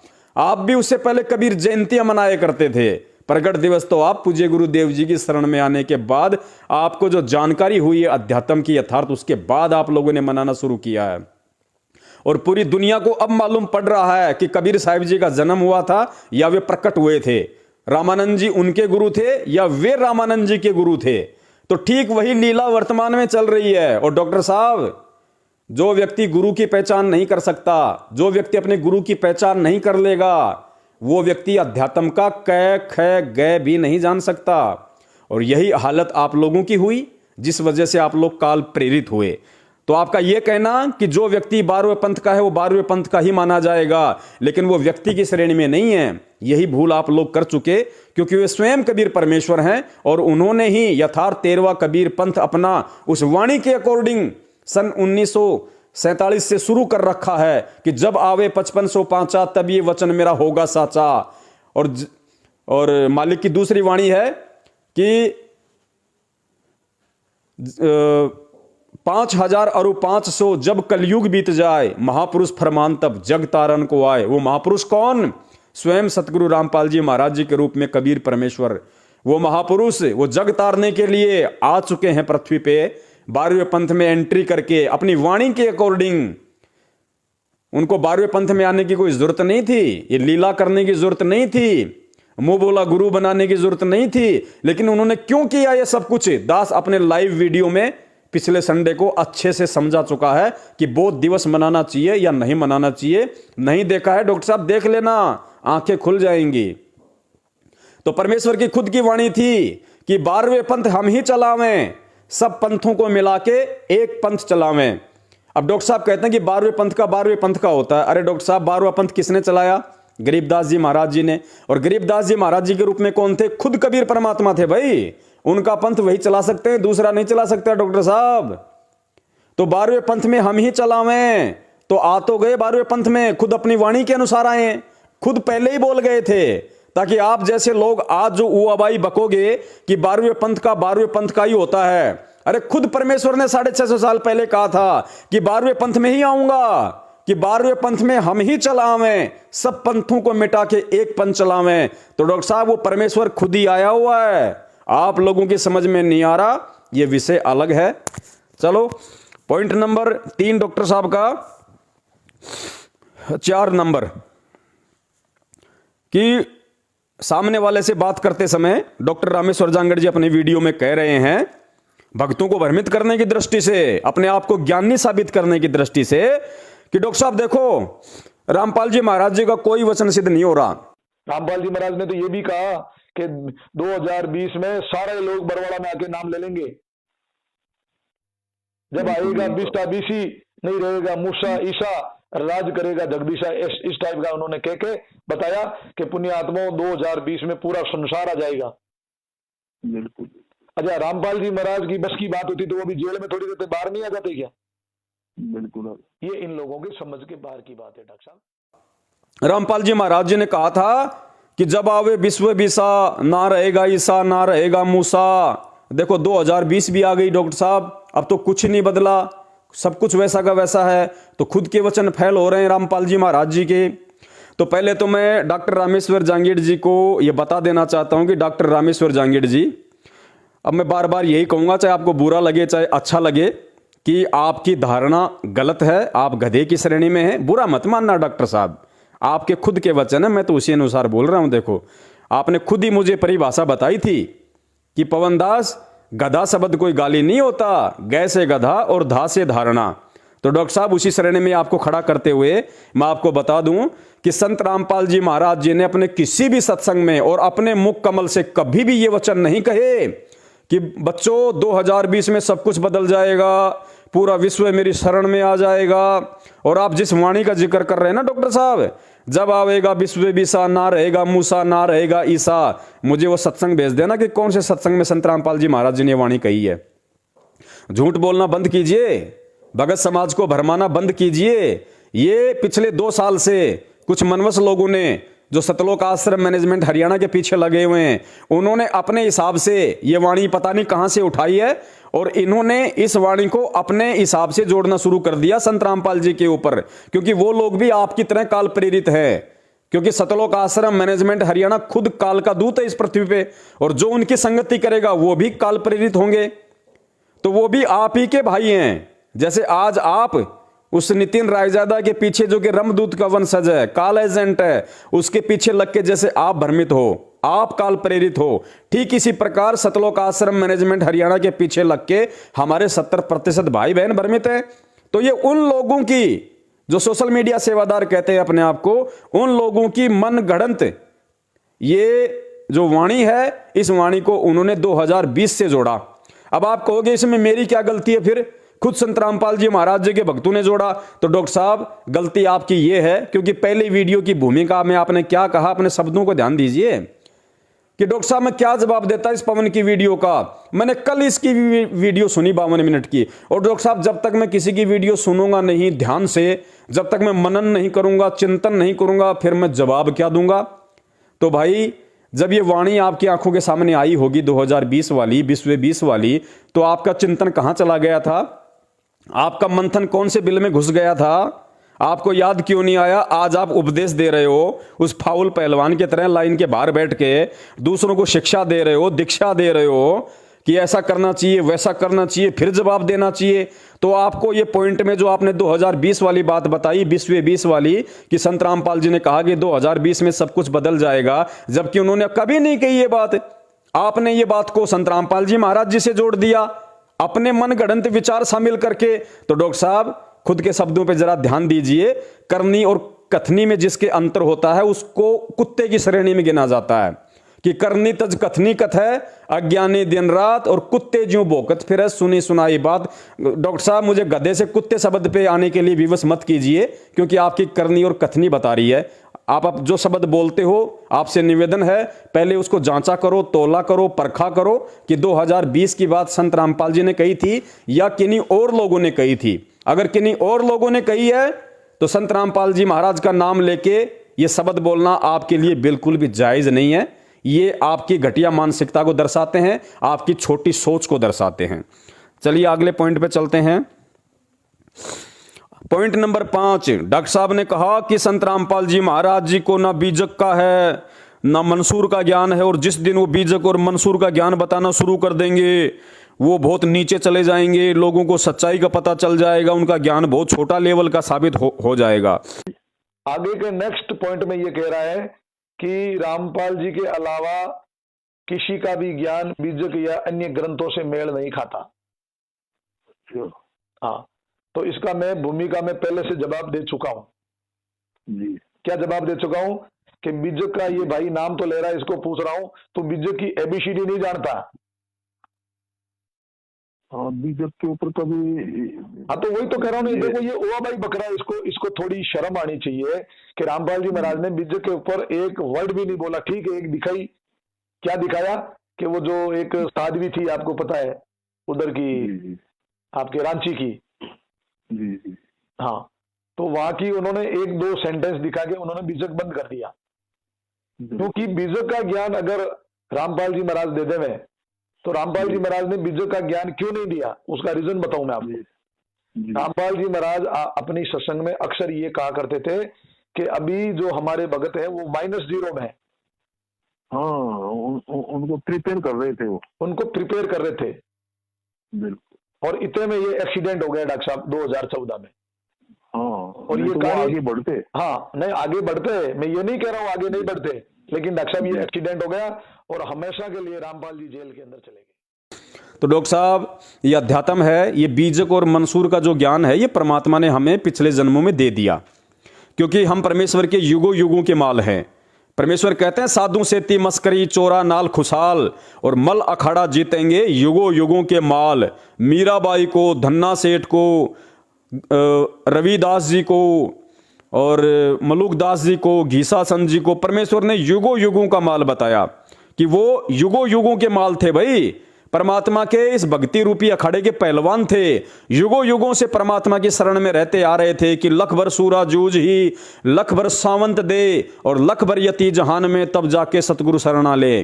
कि लाख बार सूरवीरों के जिसने जन्म प्राप्त कियों, लाख बार जिसने यति के जन्म प्राप्त कियों, लाख बार जिसने सावंत दे वाले व्यक्ति के जन्म प्राप्त कियों, वो पुण्यात्मा इतनी सौभाग्यशाली होती है, फिर उसको सतगुरु अपनी शरण में लेता है। तो भाई ये जो बीजक का ज्ञान है, ये मंसूर का ज्ञान है कि संत रामपाल जी महाराज ने कभी मंसूर को हाथ नहीं लगाया, कबीर मंसूर को, कभी उन्होंने कबीर बीजक को हाथ नहीं लगाया, खाली ऊपर ऊपर का ज्ञान दे दिया। अब डॉक्टर साहब ऐसा है, देखो एक बस है, बस के अंदर 52 सवारी पीछे बैठी हैं और सवारियों को जाना है जयपुर से दिल्ली। सवारियों ने केवल जयपुर से दिल्ली की टिकट ले रखी है, यानी हम जितने भी भगत भाई बहन हैं, हमने इस यथार्थ कबीर पंथ रूपी 13वीं बस में परमात्मा ने बैठा दिया और हमको इस पृथ्वी लोक से सतलोक की परमात्मा ने टिकट दिला दी। और हमारा ड्राइवर कौन है? स्वयं कबीर साहिब सतगुरु रामपाल जी महाराज। अब आप कहते हो कि संत रामपाल जी ने कबीर मंसूर को हाथ क्यों नहीं लगाया, कबीर बीजक को हाथ नहीं क्यों नहीं लगाया? अरे हमें क्या मतलब है? अरे जब हमें परमात्मा ने यथार्थ 13वें कबीर पंथ रूपी डीलक्स वोल्वो मर्सिडीज बेंच बस में बैठा दिया, हम आराम से बैठे हैं, कोई दिक्कत नहीं है, पूरी सवारी हो चुकी है, टिकट हमारे हाथ में है और ड्राइवर खुद हमारे सतगुरु देव जी हैं। अब हम ये कहें कि भाई ये काहे का ड्राइवर है, इसने कभी इंजन के हाथ लगाया ही नहीं, इसने कभी साइलेंसर के तो हाथ लगाया ही नहीं, इसने कभी पिस्टन को देखा ही नहीं, ये कैसा ड्राइवर है? ये तो ठोक देगा बस को बीच में जाके, कहीं भी बस को खड़ी कर देगा। डॉक्टर साहब, अपनी जो बुद्धि का स्तर है उसको थोड़ा सा आप ठीक कीजिएगा, क्योंकि इससे खुद आपकी बेइज्जती हो रही है। क्योंकि हम तो भगत हैं और भगत की ना इज्जत होती है, ना कोई बेइज्जती होती है, और ना हम मानते। चाहे कोई हमें कितना इज्जत दे तो भी हमारे कोई फर्क नहीं पड़ता, कितनी हमारी बेइज्जती करे तो भी हमें कोई फर्क नहीं पड़ता, क्योंकि दास की तो बड़ाई करने वाले भी लाखों लोग हैं और दास को तो गालियां निकालने वाले, लठ मारने वाले भी आप जैसे भाई बंधु लाखों हैं। तो डॉक्टर साहब, हमें फर्क नहीं पड़ता, लेकिन आप पे जरूर फर्क पड़ेगा। ये वीडियो जो जोधपुर का आदमी सुनेगा, आपके रिश्तेदार सुनेंगे, आपके साड़े साहिब सुनेंगे, आपके और रिश्तेदार सुनेंगे, उन पे जरूर असर पड़ेगा। और जब वो आपको फोन करेंगे, ये वीडियो आपके पास में भेजेंगे, डॉक्टर साहब आपका कलेजा धक धक करेगा, धक धक। धक धक करने का मतलब है आपके अंदर वो मान बढ़ाई बहुत ज्यादा शेष है, अहंकार बहुत ज्यादा शेष है। हमारे ऊपर असर नहीं होता इन चीजों का, क्योंकि हमें परमेश्वर ने भगत बनाया जीवित मार के। इंसान साधु बनता है जीवित मर के। साधु वो होता है जो जीवित मर जाता है। योग गुरु ज्ञान विज्ञान वाणी जीवित ही जग में मरो। अगर भगत हो वास्तव में कोई, अगर वास्तव में कोई साधु संत है तो वो जीवित मर जाता है। वो परमात्मा की शरण में आने के बाद उसके ऊपर ये किसी प्रकार की पाबंदियां लागू नहीं होती फिर कि कोई इज्जत देगा या कोई बेइज्जती करेगा। तो डॉक्टर साहब, हम तो परमेश्वर के भगत हैं उन्हीं के आशीर्वाद से, लेकिन आपके ऊपर ये मिसाइल की तरह अटैक करेंगे ये शब्द जब लोग आपको पूछेंगे, आपके पास वीडियो भेजेंगे तब। इसलिए कहता हूं कि जो भी बोलो सोच समझ के बोलो। कोई बात नहीं, आपका इंजन पटरी से उतर चुका है, सबको पता है, आपको भी पता है, और रेत में धंस चुका है। अब आप अपनी मर्जी से उस पटरी पे नहीं आ सकते, आप चाहे कितने शक्तिशाली हो। एक क्रेन होती है, वो क्रेन 100 डिब्बों को नहीं खींच सकती। 100 माल से भरे हुए डब्बों को, कंटेनरों को केवल इंजन ही खींच सकता है रेलगाड़ी का, वो क्रेन नहीं खींच सकती, सब जानते हैं। लेकिन 100 गाड़ियों को खींचने वाला इंजन जब पटरी से नीचे उतर के रेत में धंस जाता है तो डॉक्टर साहब उसको वो क्रेन उठाती है, वो उसको उसकी औकात याद दिलाती है कि नालायक कहां भरमा बैठा है, तू 100 इंजन खींचने वाला, देख तेरी औकात ये है आज। तो आप जो डींग मारा करते थे ना डॉक्टर साहब, मैंने 25,000 को नाम दिला दिया, मैंने 20,000 को नाम दिला दिया, मैंने ये कर दिया, मैंने वो बिल लाड़े का केस जीत दिया, मैंने ऐसा कर दिया, मैंने वैसा कर दिया, उन सब बातों के पीछे आपका एक ही मकसद था कि किस प्रकार से मुझे भगत समाज से और मुझे इज्जत मिले, लोग मेरी इज्जत करें, मुझे अच्छा समझें, मुझे मान सम्मान दें। डॉक्टर साहब आज आपका इंजन परमात्मा ने पटरी से नीचे उतार दिया, तो अब आपको किसी प्रकार का कोई अहंकार वगैरह वैसे तो शेष होना नहीं चाहिए, और अगर अहंकार शेष है तो ध्यान रखना क्रेन दोबारा नहीं उठाएगी। मौका है परमपिता परमेश्वर सतगुरु रामपाल जी महाराज जी से अपनी गलतियों की क्षमा याचना मांग लीजिए। मैं आपका गुरु भाई हूं, मेरी बातों का बुरा मत मानना।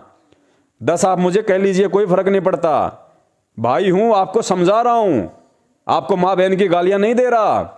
गधा भी कहा है तो आप ही ने मुझे गधे की परिभाषा बताई थी, इसलिए मैं आपको गधा कह रहा हूं, क्योंकि आपकी गलत धारणा है।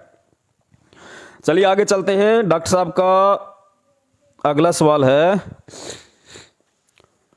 फिर ये कहते हैं कि हाँ कि संत रामपाल जी ने मंसूर को नहीं छेड़ा, संत रामपाल जी महाराज जी ने कबीर बीजक को नहीं पढ़ के दिखाया। अरे भाई, जब हमें परमेश्वर ने, आपको एक एग्जाम्पल तो मैंने बस वाला दे दिया कि हमें सतलोक जाने से मतलब है, हम क्यों पूछें उस डॉक्टर से, और उस डॉक्टर को क्या मतलब है जो हमारे सिलेबस में नहीं है। जब हमें टिकट देके बस में बैठा दिया हमारे गंतव्य स्थान तक पहुंचाने के लिए, और या तो वो सवारी पूछे कि साहब इसका पिस्टन कैसा होता है, साहब दिखा दो ना एक बार, साहब कैसे चलती है इसकी रोड अंदर से, साहब एक बार इंजन खोल के दिखा दो ना, तो वो शिष्य भी मूर्ख।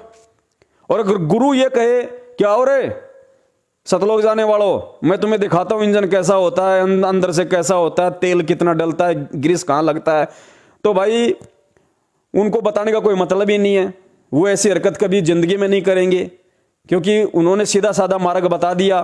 क्योंकि इसका सीधा सा एग्जाम्पल आपको और समझा देता हूं डॉक्टर साहब, कि उन्होंने कबीर मंसूर को और कबीर बीजक को क्यों नहीं छेड़ा। अगर उनको छेड़ देते तो आपके पास फिर एक नया मुहावरा हो जाता कि कबीर साहब जी ने तो 33 अरब वाणियां बोली हैं, संत रामपाल जी ने वो 33 अरब वाणियां क्यों नहीं सुनाई। तो ये तो सामने वाले की मूर्खता होती है जो इस तरह की बातें करता है।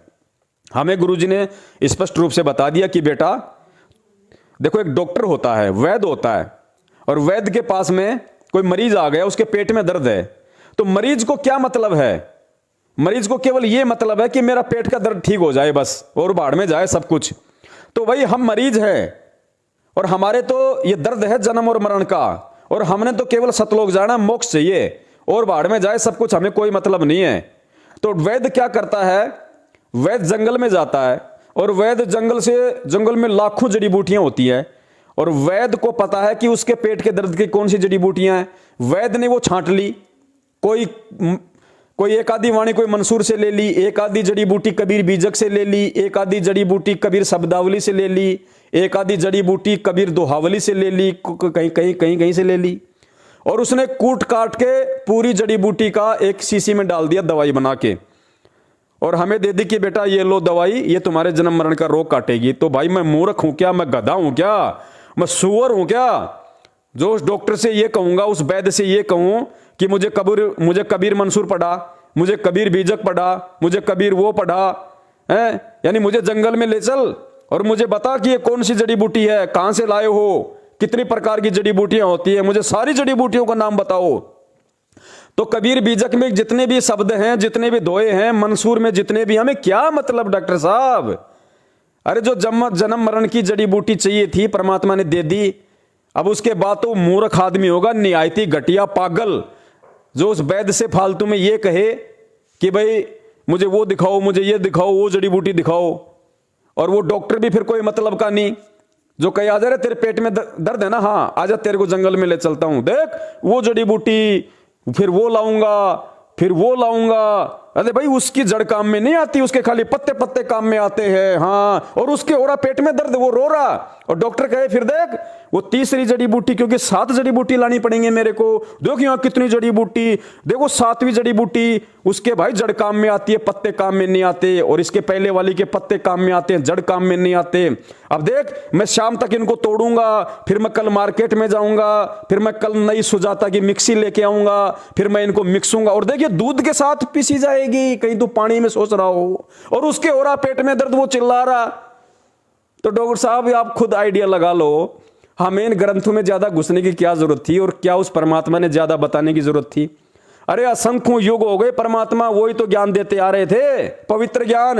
अब परमात्मा ने आके मूल ज्ञान दे दिया, सीधी सीधी वो जड़ी बूटी कूट काट के जो तैयार कर रखी थी हमारे को दे दी, हम रोगियों को। अब हम मूर्ख है क्या डॉक्टर साहब आपकी तरह? हम वो हरकत करें क्या जो हरकत आपने कर दी, काल प्रेरित होके, मनवश होके? अब हम आप वाली हरकत क्यों करें डॉक्टर साहब? हमें पागल कुत्ते ने काटा है क्या?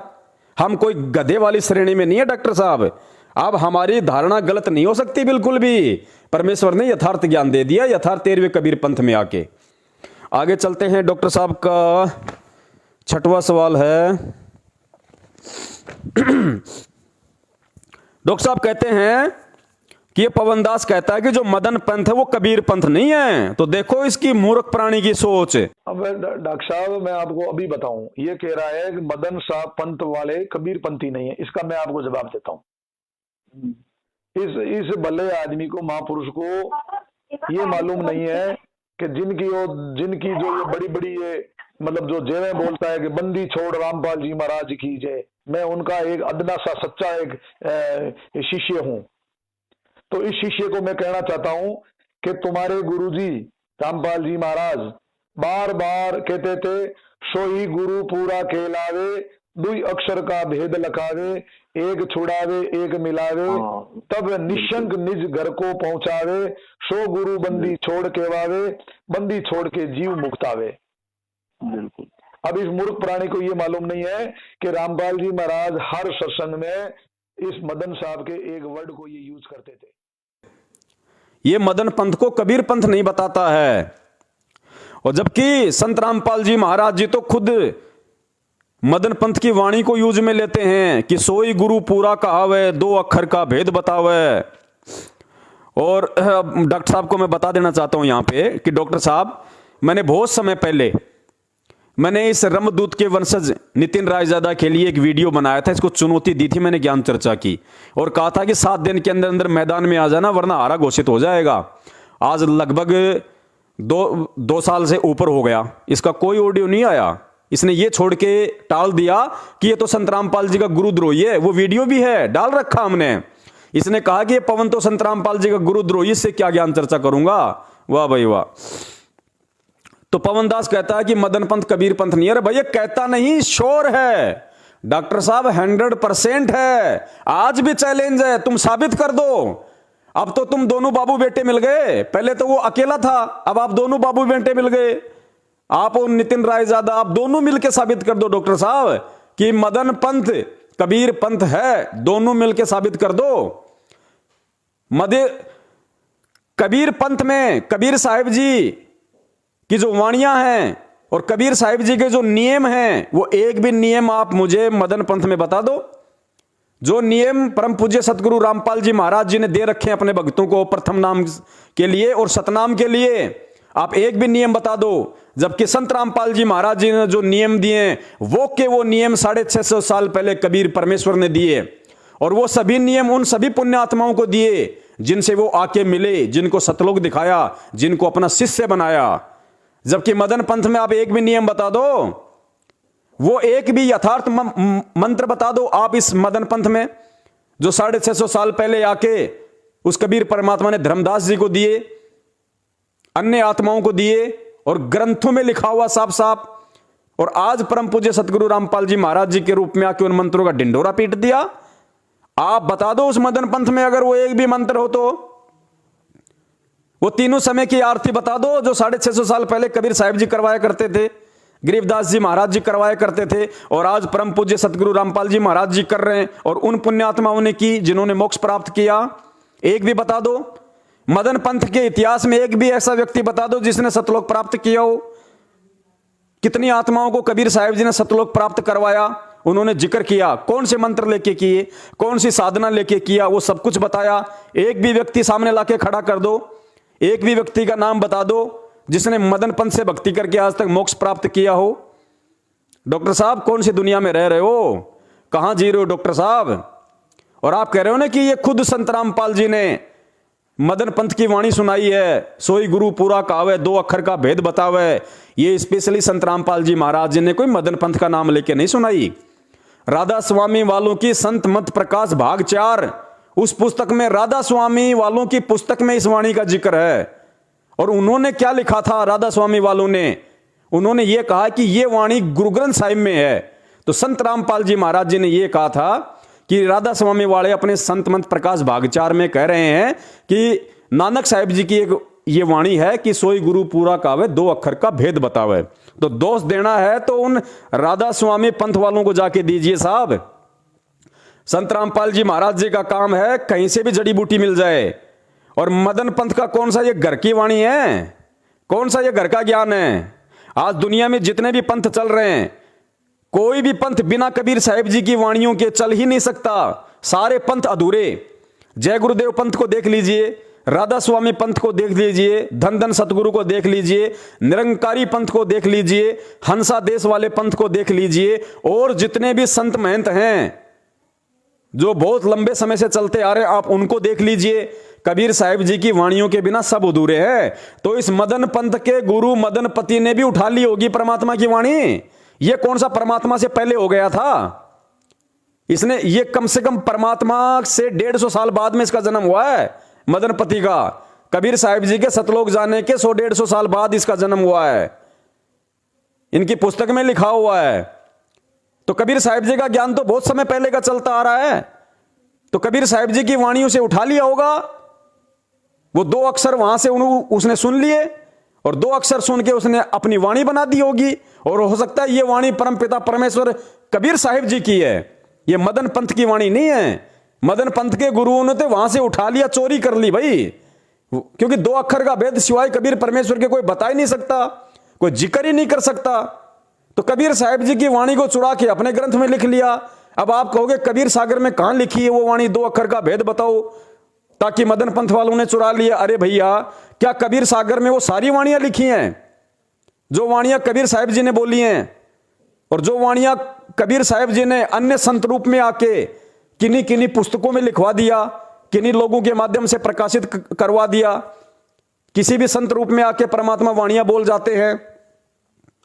तो कहीं ना कहीं से उसने उठा ली होगी वाणी, वो वाणी उसने वहां पे लिख दी होगी। उसका कौन सा घर का ज्ञान था भाई? मदन पंथी के कौन से बाप का ज्ञान था? इस एक बात को आपने पकड़ लिया, क्योंकि वो आबाई डॉक्टर साहब इसलिए आप परमात्मा से दूर हुए हो, क्योंकि आज आपके अंदर जो एक घटिया विचार है सतगुरु रामपाल जी महाराज जी को नीचा दिखाने को लेके है ना, और आप जो मीठी मीठी बातें कर रहे हो ना, थोड़ी सी उनकी बड़ाई कर रहे हो, भाई उनका हम धन्यवाद करते हैं, उन्होंने अपने स्तर का बहुत अच्छा ज्ञान दिया, वरना हमें आगे का ज्ञान प्राप्त नहीं होता। रामपाल जी महाराज जी ने बहुत अच्छा किया। डॉक्टर साहब, आपकी घटिया मानसिकता को ये पवनदास अच्छे से जानता है। आप भक्तों में भी बुरा नहीं बनना चाहते और दूर होके अपना सिट्टा भी सेकना चाहते हो, लेकिन अब ये नहीं चलेगा। ये दोगलापन इस भक्ति मार्ग में अब नहीं चलेगा, क्योंकि अब तो लोगों के चिमटे उखाड़ने का समय आ गया। कहां आप लंगोटा पहन के भगवा वस्त्र धारण करके बाबा बनने की सोच रहे हो? डॉक्टर साहब, अब नहीं दाल गलेगी, अब तो चिमटे उखड़ने का समय है, और उखड़ेंगे चिमटे। कुछ के परमात्मा ने उखाड़ दिए, और कुछ के जो नए चिमटे गाड़ने की सोच रहे हो आप जैसे ये नितिन रायजादा जैसे, परमात्मा अपने सत्सेवक बच्चों को निमित्त बना के उखड़वा देंगे, और ये चिमटा ही उखड़ रहा है। आप एक वीडियो बनाओगे 29 मिनट का, ये दास 29 घंटे का बना देगा उस पे, और चिमटे ही उखड़ेंगे। आगे चलिए, 7वां इनका पॉइंट है। पवन कहता है कि जो नितिन से जुड़ेगा काल उसको सूली पे चढ़ाएगा। अब डॉक्टर साहब, इस मूर्ख पवन से कोई पूछे कि क्या इसने कभी किसी को सूली पे चढ़ाते हुए देखा? फिर आगे ये कहता है इनसे जो जुड़ेगा जी। उनको काल शूल पर चढ़ाएगा। अच्छा। हाँ, अब मुझे ये बताओ, ये कैसा एक कल्पित ज्ञान है इसका? जी। जबकि ये जो ज्ञान है ये रामपाल जी से एक लेवल ऊपर का ज्ञान है और अनुभव का ज्ञान है ये। बिल्कुल। अब इसको पूछो, तुझे अनुभव है क्या काल का? किसी सूल पे चढ़ता हुआ या चढ़ाते हुए तूने देखा क्या? बताओ कैसे लोगों को भ्रमित कर रहा है ये। बिल्कुल। अरे भाई, संत ने आके जो बता दिया, सतगुरु ने आके जो बता दिया, वो सत्य है। हाँ, मैंने देखा है भाई, मैंने अपने सतगुरु की आंखों से देखा है, मैंने अपने सतगुरु के सत्संगों से देखा है भाई। अपने सतगुरु के द्वारा जो तत्व ज्ञान रूपी टॉर्च दी है, जो आंखें मुझे दी हैं, उन आंखों से मैंने देखा है भाई। मुझे अपने बाप पे विश्वास है। जिस प्रकार एक लड़की का पिता और रिश्ता तय करके आ जाता है अपनी बेटी का, और घर पे आके कहता है कि बेटी, लड़का ऐसा है, इतना ऊंचा है, इतना मोटा है, इतना गोरा है, इतना पढ़ाई करता है, ऐसा उसका परिवार है। तो जो लड़की होती है वास्तव में जो संस्कारी होती है, जो सुयोग्य लड़की होती है, जो अच्छी आत्मा होती है, वो कभी भी अपने बाप से सवाल नहीं करती कि मैं तेरी बात पे क्यों यकीन करूं, क्या पता तू झूठ बोल रहा हो, मेरे को दिखा के लेके आ पहले तू लड़का जाके। तो वो लड़की अच्छी नहीं होती जो अपने बाप पे विश्वास ना करे।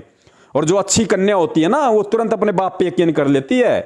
तो हमारे बाप ने, परम पूज्य सतगुरु रामपाल जी महाराज जी ने अपने तत्व ज्ञान रूपी टॉर्च से हमें दिखा दिया बेटा कि 21वें ब्रह्मांड में सबसे ऊपरी छोर पे इसने तपस्या बना रखी है। वहां जीवों को भूंद के खाता है भाई, सूक्ष्म, उनका जो सूक्ष्म शरीर में जो वासना होती है उसको खाता है। तो डॉक्टर साहब, तपस्या पे जब जीव जाएगा और जिस प्रकार गरम गरम तवे के ऊपर जीरे को भुना जाता है, चटक चटक करता है, तो डॉक्टर साहब वो सूली तोड़ना है तो है। डॉक्टर साहब, सिक्के के दो पहलू होते हैं, मैंने आपको पहले बताया। आप केवल बच्चों की तरह नादानी करते हुए एक बात की पूंछ पकड़ के चल रहे हो, जबकि आपको ऐसा नहीं करना चाहिए। आज आप किस स्तर तक आप आध्यात्मिक ज्ञान में भी आप नीचे गिर चुके हो, आपको खुद को आइडिया नहीं। जिन बातों को लेकर आप बहुत ज्यादा निरख परख किया करते थे, आज आप उन्हीं बातों की निरख परख करना भूल गए। आज सिक्के के एक पहलू को लेकर चल रहे हो।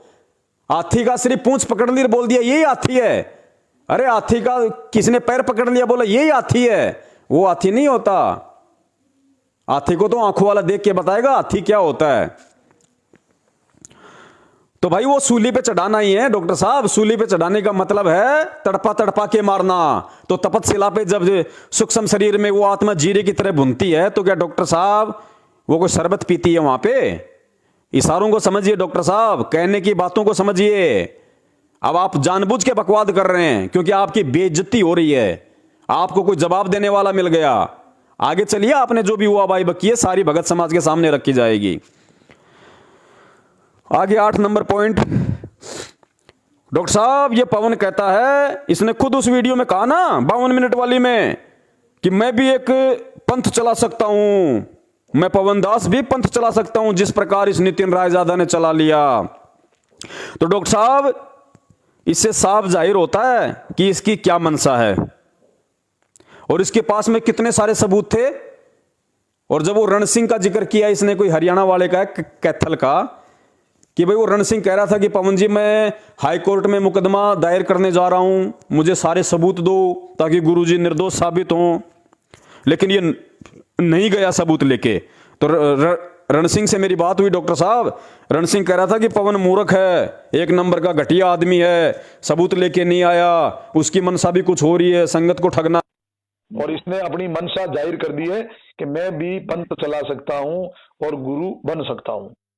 जी जी। अब ये बनेगा या ना बनेगा, क्योंकि अपन किसी के ऊपर इतनी पर्सनल टिप्पणी नहीं कर सकते, बाकी इसकी मनसा इसके सामने आ चुकी है। कोई बात नहीं, आपकी और रण सिंह जी की जो भी बात हुई मुझे उससे कोई प्रेज नहीं है। लेकिन भाई आप दोनों व्यक्तियों की बातों में आके मैं अपना शिष्य धर्म कैसे नष्ट कर दूं, मैं कैसे गुरु को मानुष मान लूं भाई, मैं कैसे गुरु को मानुष करने की मां भूल कर लूं? दास नहीं कर सकता। दास के पास में जो सबूत हैं वो सबूत केवल संगत को जगाने के लिए दिए थे परमात्मा ने, परमात्मा को निर्दोष साबित करवाने के लिए नहीं। अरे परमात्मा तो निर्दोष होता ही नहीं, परमात्मा तो दोष रहित होता है। डॉक्टर साहब क्या बोल रहे हो आप, कहां बोलते हो आप? परमात्मा निर्दोष होता है, परमात्मा पे कोई दोष नहीं होता। तो मैं किसको निर्दोष साबित करवाने के लिए कोर्ट में वो लेके जाऊंगा? डॉक्टर साहब मैं मूर्ख हूं क्या, मैं गधा हूं क्या, जो मैं अपने ही परमपिता परमेश्वर कबीर साहिब जी को यह सोचकर कि मैं जो सबूत लेके जाऊंगा कोर्ट में, उसके बाद वो निर्दोष साबित होंगे, इसका मतलब मैंने उनको दोषी मान लिया।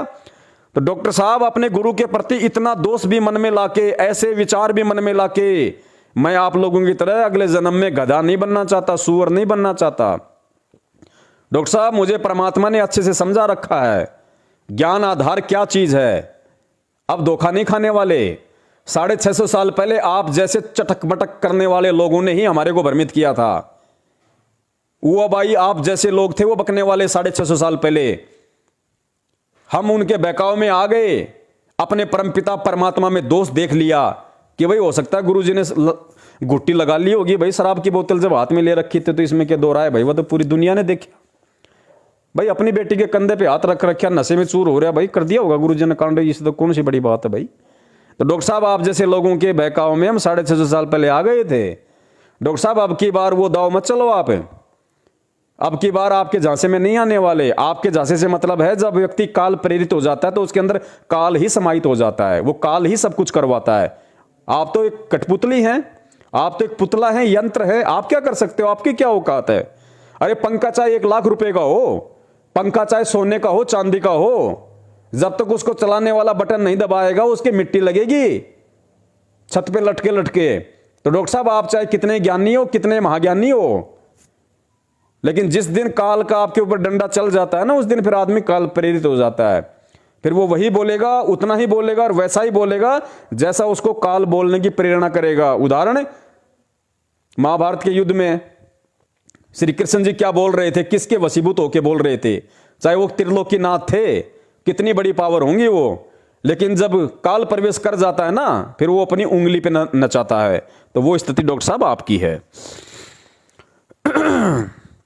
तो वो जितने भी सबूत मेरे पास में है डॉक्टर साहब, वो केवल अपने भगत भाई बहनों को जगाने के लिए थे, ना कि खुद उस निर्दोष कबीर परमात्मा को निर्दोष साबित करने के लिए।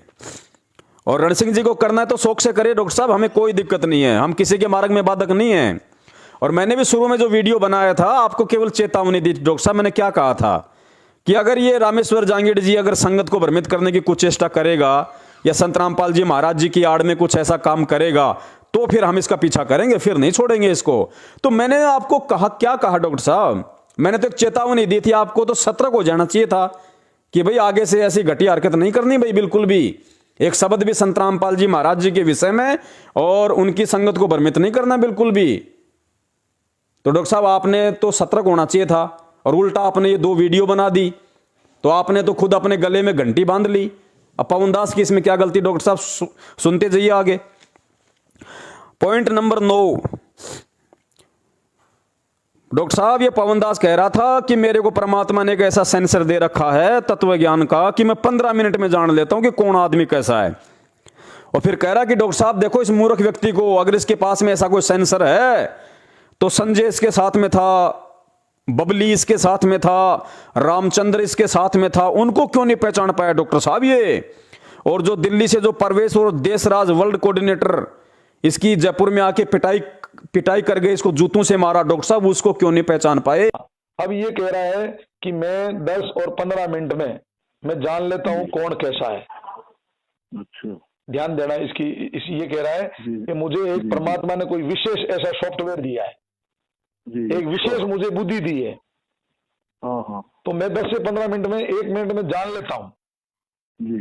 तो मैं इस भाई से कुछ पॉइंट सामने रखूंगा, और सुनने वाले कहने वाले से ज्यादा समझदार होते हैं जी। मैं इस भाई को ये पूछूंगा कि तेरे पास संजय था, वो डोंगी निकल जाएगा, अब तू कह रहा तो तुझे 10-15 मिनट में क्यों नहीं पता चला कि वो आगे क्या करने वाला है। तो 10-15 मिनट में बबली भगत को नहीं पहचान पाया, तो 10-15 मिनट में पंजाब वाले करण दास को नहीं पहचान पाया, रामचंद्र तेरे साथ में रहा तो उसको तू नहीं पहचान पाया।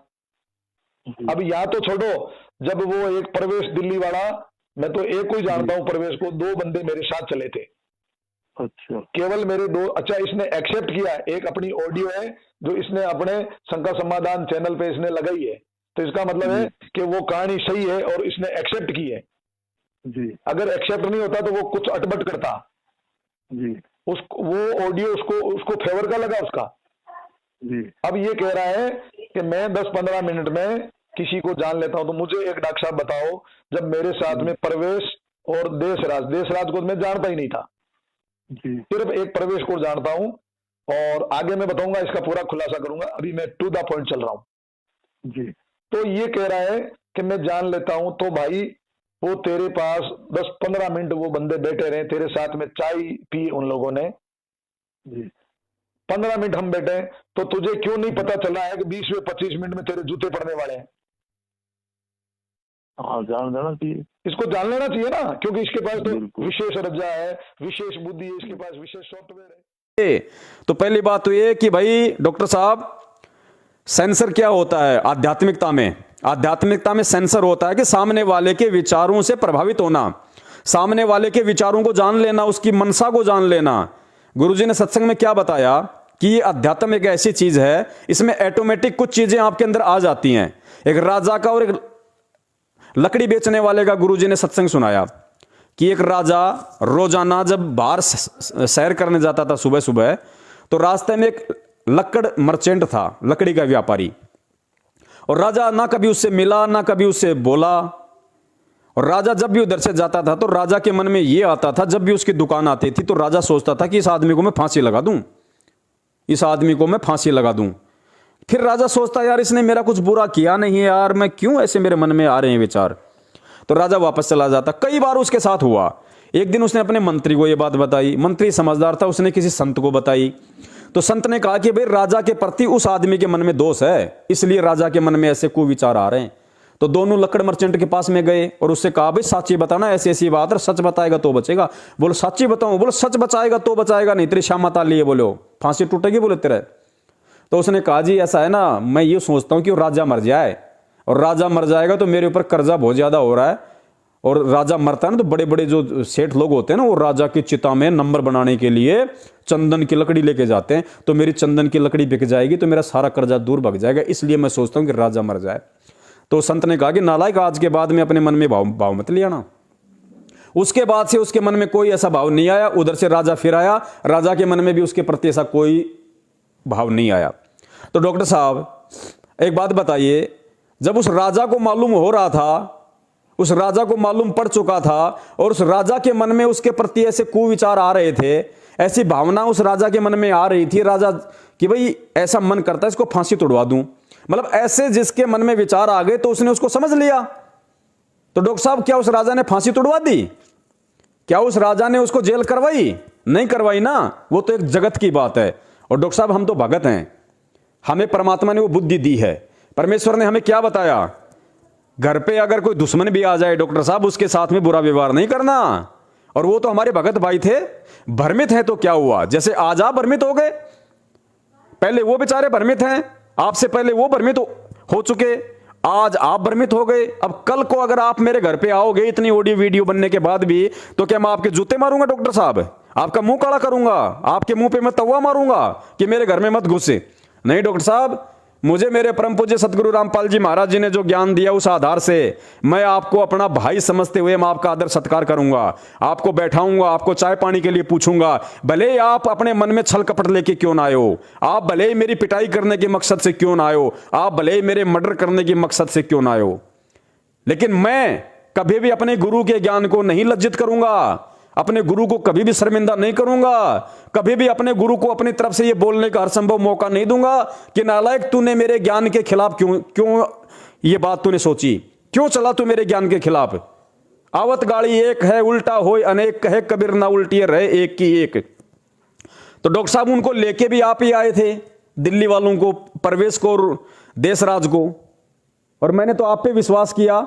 और वो भी अगर मेरे घर पे आ जाते, उनको भी मालूम पड़ जाता कि पवन दास वहां रहता है, तो मैं उनके कौन सा धक्का मारता भाई?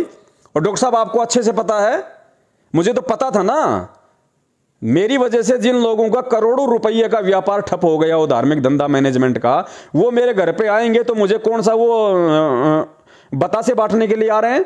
मुझे क्या नहीं पता था, लेकिन मैंने अपना शिष्य धर्म निभाया।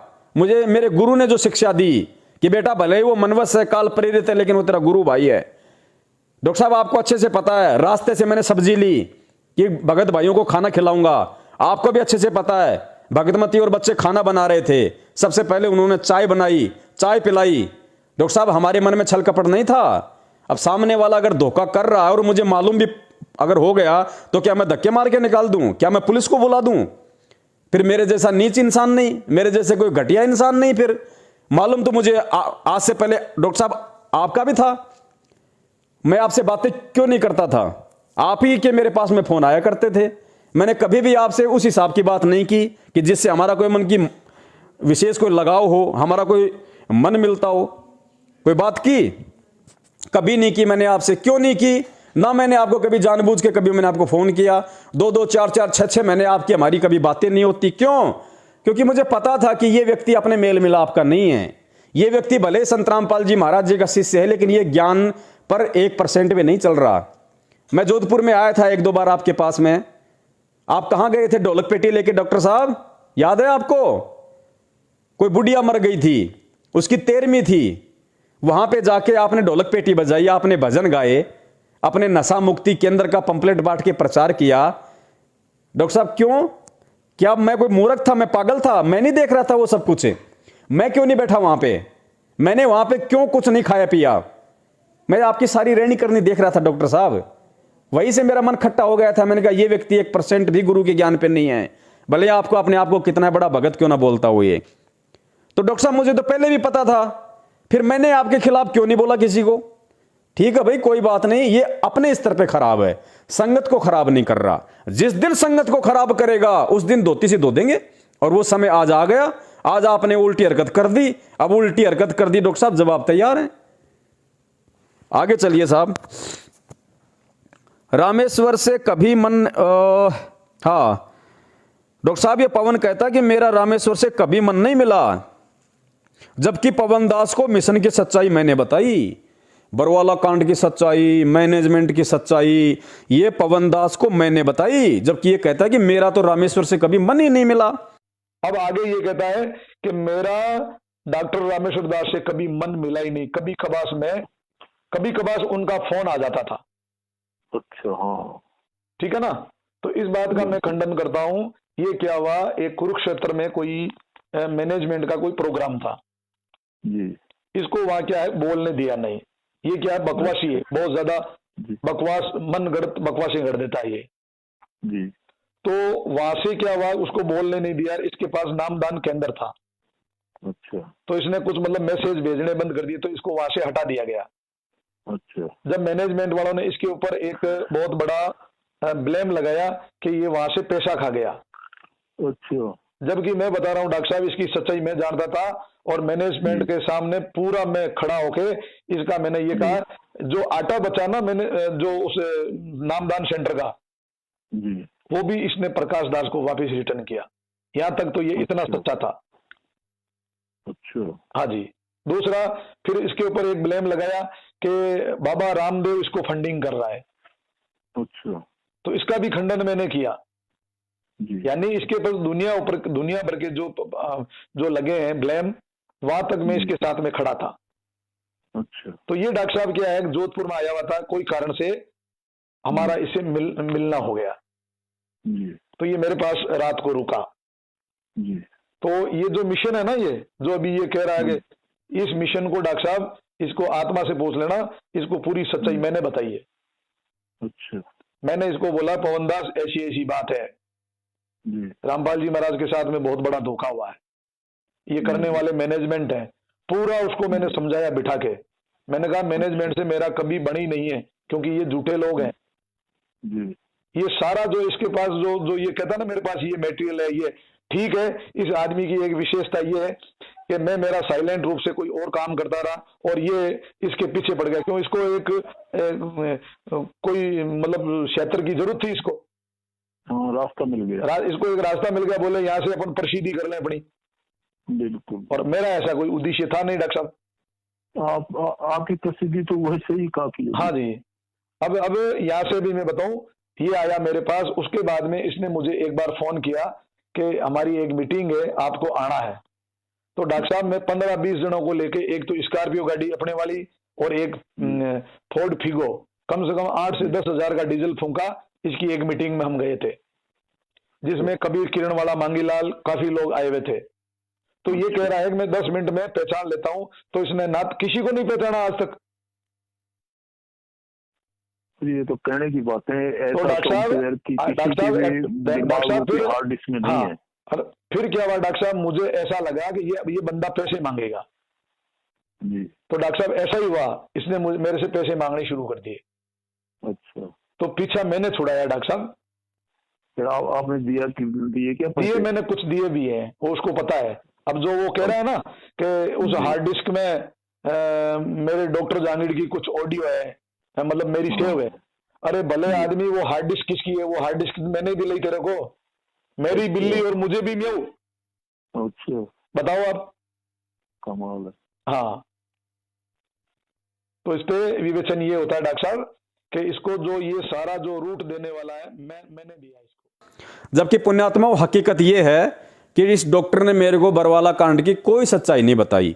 इसने अगर मेरे को कोई सच्चाई बताई तो केवल राजस्थान के स्टेट कोऑर्डिनेटर प्रकाश माड़ी और उसकी औरत अनु देवी, जो कि ऑनलाइन नाम दीक्षा देती है देश विदेश में, उसकी सच्चाई मेरे को इसने जरूर बताई।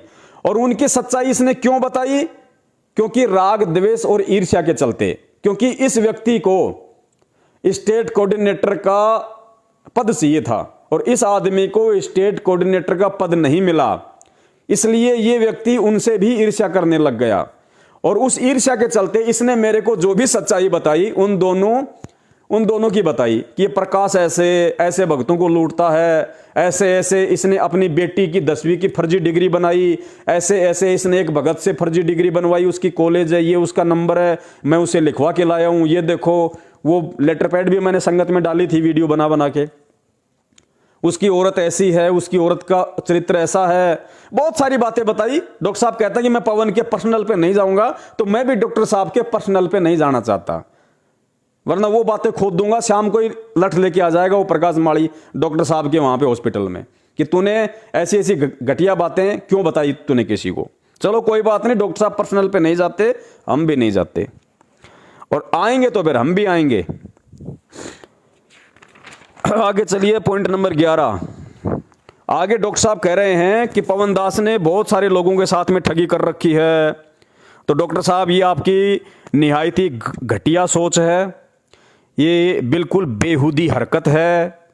ये पवन दास अपने परम पूज्य सतगुरु रामपाल जी महाराज जी के चरणों की सौगंध खा के कहता है, इस दास ने अगर एक भी भगत भाई भेज, अगर ये नाम दीक्षा लेने के बाद अगर गुरु जी के नाम पे अगर ठगी की हो, संगत से अगर पैसों के नाम पे ठगी की हो, ज्योति पाठ दान 10वें अंश के नाम पे अगर ठगी की हो, तो परमात्मा, इस दास के तो वही शब्द है भाई, चाहे परमात्मा सिर में कीड़े डाल दे भाई। और डॉक्टर साहब अगर आप सही हो, आप अगर सही हो, तो जो मैंने मैनेजमेंट को चेतावनी दे रखी है, जो मैनेजमेंट को चुनौती दे रही है, वो चुनौती मैं आज आपको देता हूं डॉक्टर साहब। आप भी मुझ पवन दास की तरह, अब आप किसकी सौगंध खाओगे मेरे तो ये समझ में नहीं आ रहा। पिताजी आपके शरीर छोड़ गए, यथार्थ 13वें कबीरपंथ से परमात्मा ने आपको धक्का मार के निकाल दिया क्योंकि आप उस लायक नहीं थे। अब आप नितिन रायजादा की सौगंध खाओगे, और नितिन रायजादा की सौगंध से 1000 बार खा लो, कोई फर्क नहीं पड़ना।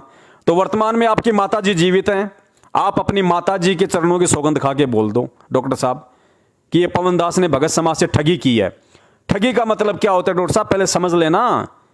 मैंने अपनी जरूरत के लिए अपने भगत भाइयों से मैंने उधार पैसा लिया, जिससे भी लिया उससे अपने पर्सनल काम के लिए लिया, और आज परमात्मा ने 5 लाख रुपया 5 महीने में सबका चुकवा दिया। मुश्किल से 4 लाख रुपया और बचा है, परमात्मा अगले 6 महीने में सबका चुकवा देंगे। क्योंकि जब इंसान की नीयत साफ होती है तो परमात्मा बरकत देने के लिए पीठ पीछे खड़ा रहता है। 5 लाख परमेश्वर ने पिछले 5 महीने में लॉकडाउन के बाद चुकवाए हैं। वो लॉकडाउन, जिस लॉकडाउन में लोग फॉर्च्यूनर में चला करते थे 30 लाख की गाड़ी में, और ऐसी दुर्गतियां हुई, लोग मोटरसाइकिल पे आ गए, और उसी लॉकडाउन में परमात्मा हर महीने दास को 80,000 70,000 घर खर्चा काट के परमेश्वर ने उसी दही बड़े के धंधे में दास को बरकत दी। और दास ने घर में एक नया रुपया नहीं रखा। एक नया रुपया क्या होता है, सबसे पहले अपने भगत भाई बहनों को दिया। और परमेश्वर ने दास से जो 40 से 45 हजार रुपया जो 10वें अंश का निकलवाया, आज उस परमेश्वर के चरणों के सौगंध खा के कहता हूं, मेरे घर में 10वें अंश का 1 रुपया नहीं है। पिछले 7-8 दिन को छोड़ के 7-8 दिन पहले ही दास ने सारा 10वें अंश का पैसा उन भगत भाइयों को दे दिया जिनको जरूरत थी। मैंने उनको नहीं दिया जो मेरे मांगते थे, नहीं, जिनको जरूरत थी, जिन आत्माओं को। जैसे मेरे ऊपर दिक्कत आ रही थी कोई समय, वैसे ही उनके ऊपर दिक्कत थी। किसी का मकान किराया नहीं है, किसी को और समस्या थी कि पवन भाई कहीं से कोई 5-10 हजार रुपए मिल जाए परमात्मा के दया से। हम भगत भाई हैं, हम आपस में मदद करेंगे। और कौन करेगा? अगर हम नहीं करेंगे तो फिर कौन आके करेगा?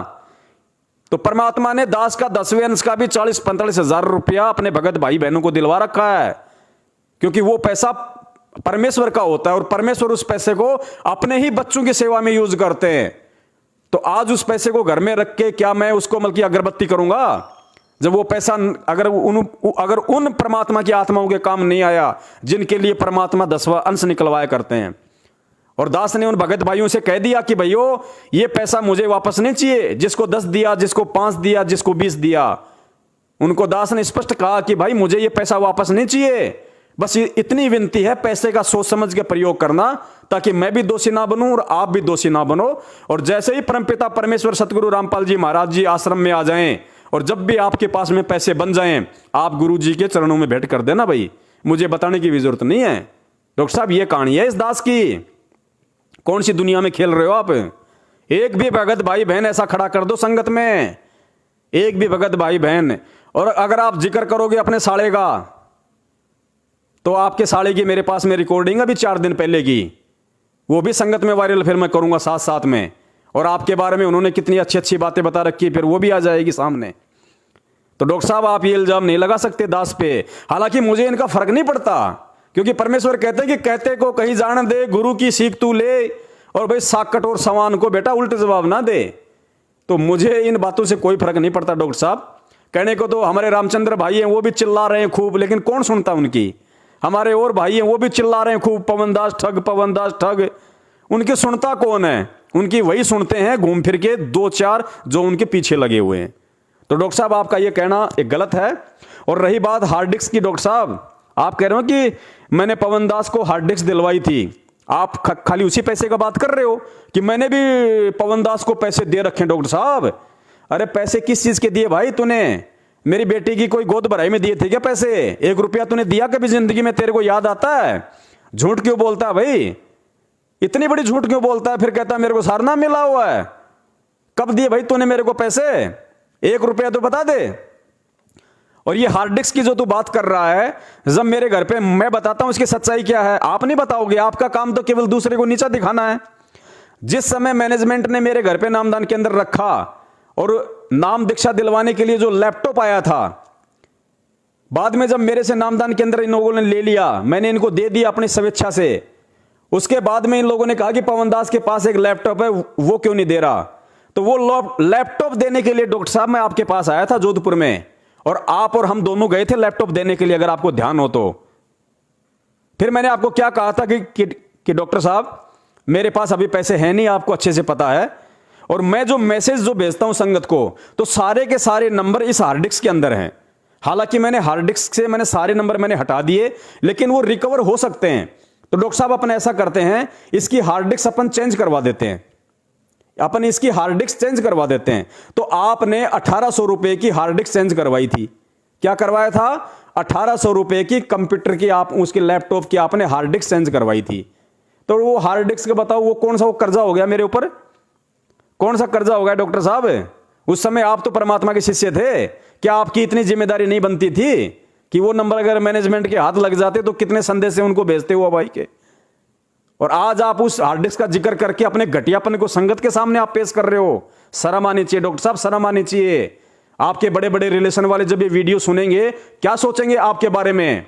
ऐसा घटियापन, ऐसी नीचता, डॉक्टर साहब बदबू आती है।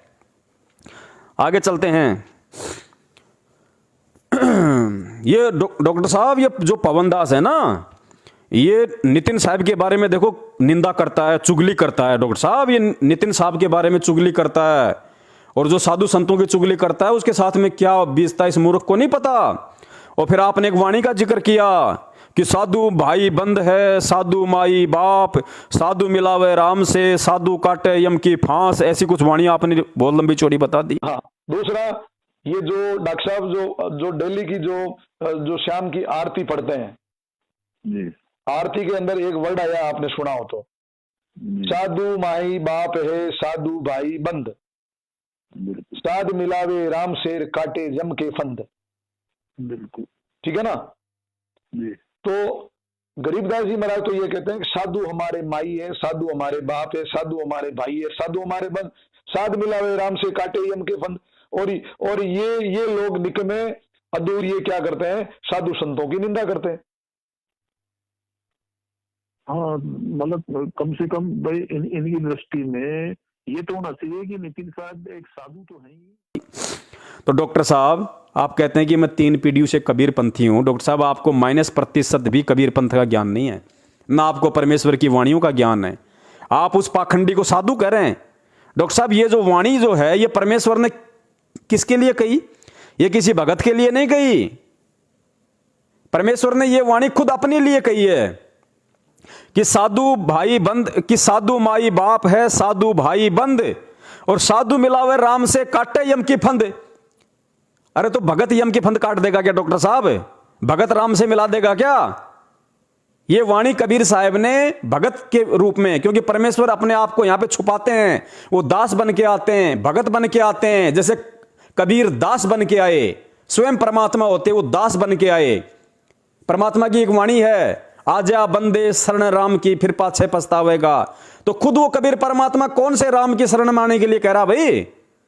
कौन से राम की शरण में जाने के लिए कह रहा है? डॉक्टर साहब बुद्धि का इस्तेमाल करो। ये वाणियां समझना बच्चों का काम नहीं है। ऐसे तो कबीर साहब जी की वाणियों को उटक पटक करके, अड़ंग बड़ंग करके उस नितिन रायजादा ने सैकड़ों की संख्या में यूट्यूब पे कुसंग कर डाले।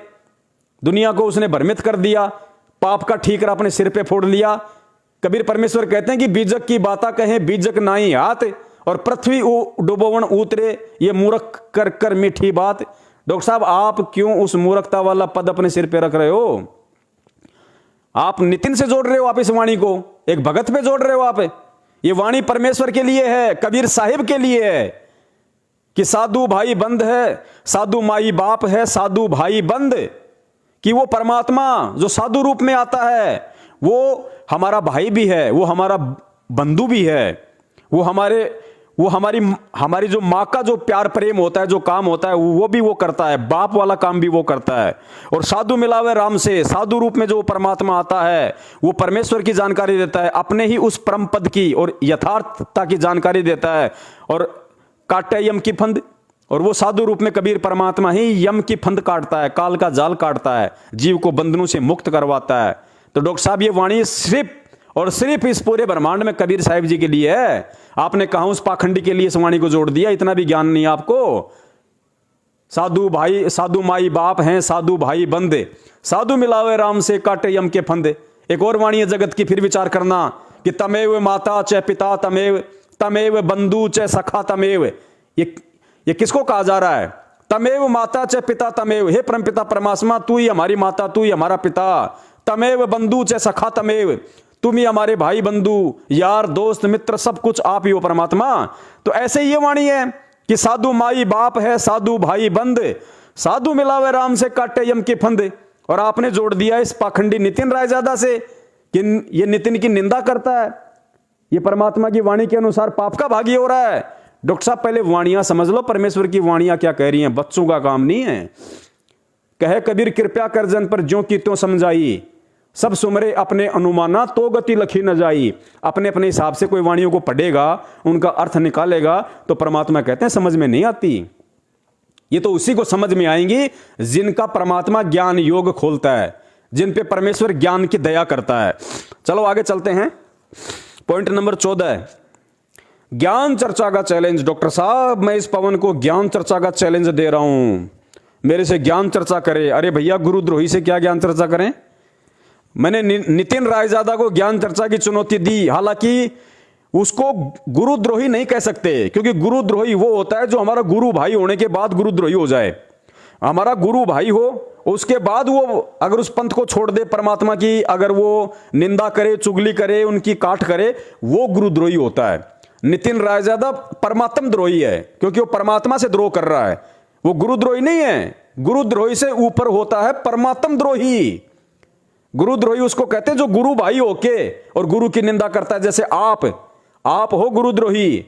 तो भाई गुरुद्रोही से परम पूज्य सतगुरु रामपाल जी महाराज जी ने ज्ञान चर्चा के लिए सख्त मना कर रखा है कि गुरुद्रोही की पैड़ पे जे पग आवे बीर, 84 निश्चय कटे पहुंचे तख्त हुजूर। परमेश्वर ने कहा कि गुरुद्रोही से वैसे चाहे आप सामाजिक संपर्क चाहे लाख रखो अपने, लेकिन अध्यात्म की चर्चा उससे नहीं करनी। एक परिवार में अगर बाप गुरुद्रोही हो गया तो क्या बेटा उससे बात नहीं करेगा? परमेश्वर ने कहा कि खूब बात करो, अच्छे बुरे की बात करो, आप अपने परिवार में सही रहो, लेकिन उस बाप से अध्यात्म की बात नहीं करनी फिर, क्योंकि वो गुरुद्रोही है। तो डॉक्टर साहब ज्ञान चर्चा आपसे क्या करें? पहली बात तो आप गुरुद्रोही, और दूसरा ये वीडियो देखने वाले भाई स्वयं आकलन कर लेंगे कि आपने कितनी उआबाई अपनी इन 2 वीडियो में अभी तक आपने बकी है। आपने तो 29 मिनट की छोड़ दी, इस दास को 2-2.5 घंटे लग गए आपकी उआबाई को समेटने में। तो आपको कितना आध्यात्मिक ज्ञान है, और आपसे ज्ञान चर्चा करके मैं मेरा समय और समय से बर्बाद नहीं करूंगा डॉक्टर साहब, क्योंकि ज्ञान चर्चा उससे की जाती है जिस व्यक्ति को ज्ञान समझने की ललक हो, जो व्यक्ति को जानना चाहता है। अरे जो बकवाद करना चाहता है उससे थोड़ी कोई ज्ञान चर्चा होती है। आगे चलिए। और इतने बड़े ज्ञानी हो तो सन 2000 से आप कह रहे हो मैं संत रामपाल जी के संपर्क में 2000 से हूं, उस समय करते ना ज्ञान चर्चा? ज्ञान चर्चा का ज्यादा शौक चढ़ा हुआ था, नशा था आपके, तो कर लेते ज्ञान चर्चा कि गुरुजी ये शंकराचार्य तो नहीं आ रहे, लो मेरे से कर लो ज्ञान चर्चा। उस समय करते ना ज्ञान चर्चा। पॉइंट नंबर 15, डॉक्टर साहब ये पवन कहता है कि मैंने संत रामपाल जी की 4-5 साल ही भक्ति की है, बस 4-5 साल ही मैंने भक्ति की है मैंने उनसे। जबकि इस मूर्ख को यह नहीं पता कि रामपाल जी महाराज जब गांव-गांव सत्संग किया करते थे, सन 2000 से मैं उनके संपर्क में हूं, मैं उनसे जुड़ा हुआ हूं, संत रामपाल जी से 2000 से जुड़ा हुआ हूं। तो डॉक्टर साहब देख लो आज कितना समय हो गया, ये 2021 चल रहा है, 2021 साल हो गई डॉक्टर साहब, और ये मूर्ख कह रहा है कि 4-5 साल हुई हैं। तो डॉक्टर साहब देख लो इसका कितना ज्ञान है। अब आगे के पॉइंट में ये कह रहा है डॉक्टर साहब जी, ये कह रहा है कि ये रामेश्वर दास इसने 4-5 साल ही भक्ति की, अच्छा, और जो पुण्य कमाया अब ये पाप कमा रहा है। हाँ, अब इस मूर्ख को ये पता नहीं है कि सबसे पहले रामपाल जी महाराज 2002 में जोधपुर आए थे। जब भी मैं गया था, और मैं 2005-2006 से लगा हुआ हूं, तो मुझे बताओ डॉक्टर साहब 2006 से लगाकर तकरीबन आप 14 तक मान लो, कितने साल बनते, कितने साल होते हैं, कितने होते हैं डॉक्टर साहब? मतलब 5 से ना भाई आप अगर 6 से गिन लो, 6 से 4 4 ये 9 साल तो हो ही गए, 4 ये करीब 9 साल मानो आप जी, 9 साल। और ये कह रहा है कि 4-5 साल ही भक्ति की इसने। अरे भले आदमी झूठ बोलना छोड़ जा, भक्ति तो बहुत दूर की बात है। मैं इसके ऑडियो से इसको 10 जगह झूठा साबित करूंगा मैं। बिल्कुल, हाँ। तो डॉक्टर रामेश्वर जांगीड़ जी, मैं पहले भी कह चुका हूं कि एक सिक्के के 2 पहलू होते हैं। आप केवल नादान बच्चे की तरह एक बात को पकड़ के चल रहे हो। जैसे बच्चा बाप के साथ मेले में जाता है और उसको कोई 2 रुपए का खिलौना दिखाई देता है तो उसी को असली गाड़ी मान के रोने लग जाता है, पापा जी दिला दो, पापा जी दिला दो, हाँ हाँ हाँ। तो आपकी हालत वर्तमान में डॉक्टर साहब उस नादान बच्चे की तरह है। मैंने जो कहा वो बिल्कुल हकीकत है, और मैं अपने इन शब्दों को वापस लेता हूं। मैं क्षमा चाहता हूं कि मैंने 4-5 साल बोल दिया, जबकि ये व्यक्ति तो 4-5 मिनट भी उनके शरण में नहीं रहा। 4-5 साल तो मैंने बहुत ज्यादा बोल दिया। मैं अपने उन शब्दों के लिए क्षमा चाहता हूं। ये डॉक्टर रामेश्वर जांगीड़ तो 4-5 मिनट भी परमात्मा की शरण में नहीं रहा भाई, 4-5 मिनट भी। क्योंकि परमेश्वर की वाणी के अनुसार उनकी शरण में कौन से प्राणी को माना जाता है, किस प्राणी को सतगुरु की शरण में गिना जाता है? परमेश्वर की वाणी है कि ताते सतगुरु शरणा लीजिए, यानी उस प्राणी को सतगुरु अपनी शरण में लेता है। कपट भाव जिन दूर करीजिए, जो अपने दिल से सतगुरु के प्रति कपट भाव छल सब कुछ दूर कर देता है और एक निर्मल ज्ञान की प्राप्ति के लिए एक शिष्य भाव से जो गुरु से जुड़ता है, मोक्ष के लिए जुड़ता है, भक्ति के लिए जुड़ता है, उसको सतगुरु अपनी शरण में लेता है कि ताते सतगुरु शरणा लीजे कपट भाव जिन दूर करीजे। जबकि डॉक्टर साहब आपके अंदर कितना कूड़ा भरा हुआ था। आप कह रहे हो 2000 से मैं जुड़ा हूं, आज 2021 चल रही है, आज 21 साल में भी आपके अंदर जो वो कूड़ा करकट जो कचरा भरा हुआ था आपके अंदर, आज आप उसको बाहर निकाल रहे हो। तो 20 साल से तो आपके अंदर ही घुसा हुआ था ये सारा का सारा कूड़ा करकट जो आज आप निकाल रहे हो गुरुद्रोही बनके। तो आपके अंदर कहां से वो छल कपट बाहर निकल गए? आपके अंदर तो भरे हुए थे जो आज आप निकाल रहे हो, गुरु निंदा कर रहे हो, गुरु के मार्ग से लोगों को भ्रमित करने की कुचेष्टा कर रहे हो। यथार्थ 13वें कबीर पंथ को ऐसे निर्मल ऐसे मूल ज्ञान को छोड़ के एक कुसंगी के साथ में खाली लंगोटा लेने के लिए कि मुझे भी कोई छोटा मोटा कोई भगवा मिल जाए, मैं भी अपना डफली अपना राग आलापने लगूं, मैं भी कोई चिमटा गाड़ दूं कहीं पे। तो आप खुद विचार कर लीजिए कि सतगुरु ने आपको कहां अपने शरण में लिया, उनके विधान अनुसार कि ताते सतगुरु शरणा लीजिए कपट भाव जिन दूर करीजिए। आज जो गंदगी आप आज बाहर निकाल रहे हो, ये गंदगी तो 21 साल से आपके अंदर भरी पड़ी थी। तो कहां आप सतगुरु की शरण में थे? आप तो 4-5 साल भी उनकी शरण में नहीं रहे। पॉइंट नंबर 16, डॉक्टर साहब ये पवन कहता है कि मुझे सार नाम नहीं मिला, जबकि इस मूर्ख को क्या पता डॉक्टर साहब, मुझे परमात्मा ने सार नाम दे दिया। जब वो चंडीगढ़ की तारीख पे गए, ऐसा इसने लंबा किस्सा सुनाया, तो गुरुजी ने मुझे खुद बैठा के सार नाम दे दिया और फिर कह रहा कि ये डॉक्टर साहब मैं बता दूं सार नाम क्या है। देखो डॉक्टर साहब ये है वो सार नाम, सत्य कबीर या कुछ ऐसा इसने बताया कि डॉक्टर साहब ये है। और डॉक्टर साहब एक बात और बता दूं, सत्य कबीर से पहले संत रामपाल जी दूसरा सार नाम दिया करते थे, सत्य सोहम, कुछ ऐसा इसने बताया। ठीक है डॉक्टर साहब। और आगे ये कह रहा है कि इसको सार नाम प्राप्त नहीं है। अब डॉक्टर साहब मुझे बताओ, किसको सार नाम है, किसको सतनाम है? क्या इसके पास कोई पैमाना है? क्या ये लगा के बता सकता है कि इसको सार नाम मिला हुआ है या इसको सतनाम मिला हुआ है? नहीं, आपको तो रामपाल जी महाराज मैं आपको बता रहा हूँ, बिल्कुल डॉक्टर साहब मैं बताऊं आपको, जब 3 तारीख को वहां पहुंचा था, 4 को शाम को चंडीगढ़ जाना था, 5 को चंडीगढ़ वाला वो मेरा मामला था, तो मैं एक अखबार की कॉपी और बिलाड़ा कोर्ट जो थाना था अपना बिलाड़ा, उसकी पूरी मेरे क्लीन चिट लेके गया था मैं, जिसको कहते हैं FR। तो उस FR को देख के रामपाल जी महाराज इतने खुश हुए मेरे ऊपर, बोले बेटे बिल्कुल तूने बहुत अच्छा काम किया, तूने इन्हें निकमों ने तो बिगाड़ा है, तूने बहुत बढ़िया काम किया। तो ऐसे करके मेरे को पूछ लिया कि बेटा कब से लगा हुआ क्या? मैंने कहा गुरुजी ये पूरी हिस्ट्री सुनाई उनको। तो बोले तो सार नाम, मैंने कहा गुरुजी ना तो मैंने लिस्ट में नाम लिखाया, ना मैं कभी सार नाम की पेशी पे आया हूँ। क्यों कि मैं तो दिन को आता हूँ, 8-10 मेरे साथ में होते हैं, उनको उपदेश दिला देता हूँ और एक सत्संग सुन के चला जाता हूँ। तो इमीडिएट उन्होंने सुनते ही बेटा के जो सार नाम है वो बताऊं वो क्या है, सत्य कबीर है, ओपन बता रहा हूं मैं आपको। ये उन्होंने दिया। और 2004 से पहले सत्य कबीर नहीं दिया करते थे, सत्यम दिया करते थे, वो भी बंदे मेरे पास बैठे हैं। बिल्कुल हाँ जी। तो ये बंदा यहां से भी गलत साबित होता है कि तू क्यों ठेकेदार बना। अरे भाई तेरे को मैंने मैनेजमेंट की पोल के लिए बताया, उसके सामने बोलना बताया, तो मतलब ठेका ले लिया, तो मैनेजमेंट का दूसरे रूप में धारण कर लिया तूने। तो भाई डॉक्टर रामेश्वर जांगीर जी खुद आकलन कर लो। आप कह रहे हो अपने ही शब्दों से, अपने ही शब्दों के अनुसार कि मुझे जो सार नाम दिया वो अलग था और पहले के लोगों को सार नाम दिया वो अलग है। तो भाई सार नाम कहां दे दिया डॉक्टर साहब आपको?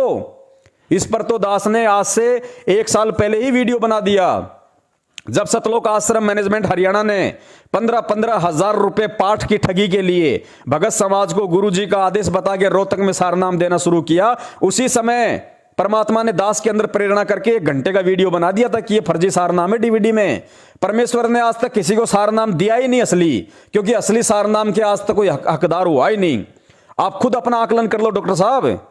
सारनाम के बारे में परमेश्वर ने क्या बताया कि सारनाम परमात्मा ने जिन आत्माओं को दिया उनसे वचन भरवा लिए थे, इसको ओपन नहीं करोगे।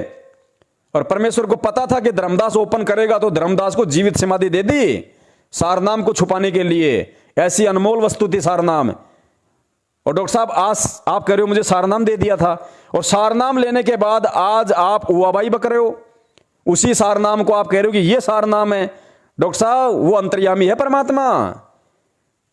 वो आपको खाली इसी जन्म से नहीं, जब से आप सतलोक से यहां नीचे गिरे हो ना, तब से आपकी जानता है परमात्मा। तब से वो संत रामपाल जी महाराज जी आपकी ABCD जानता है हर जन्म की।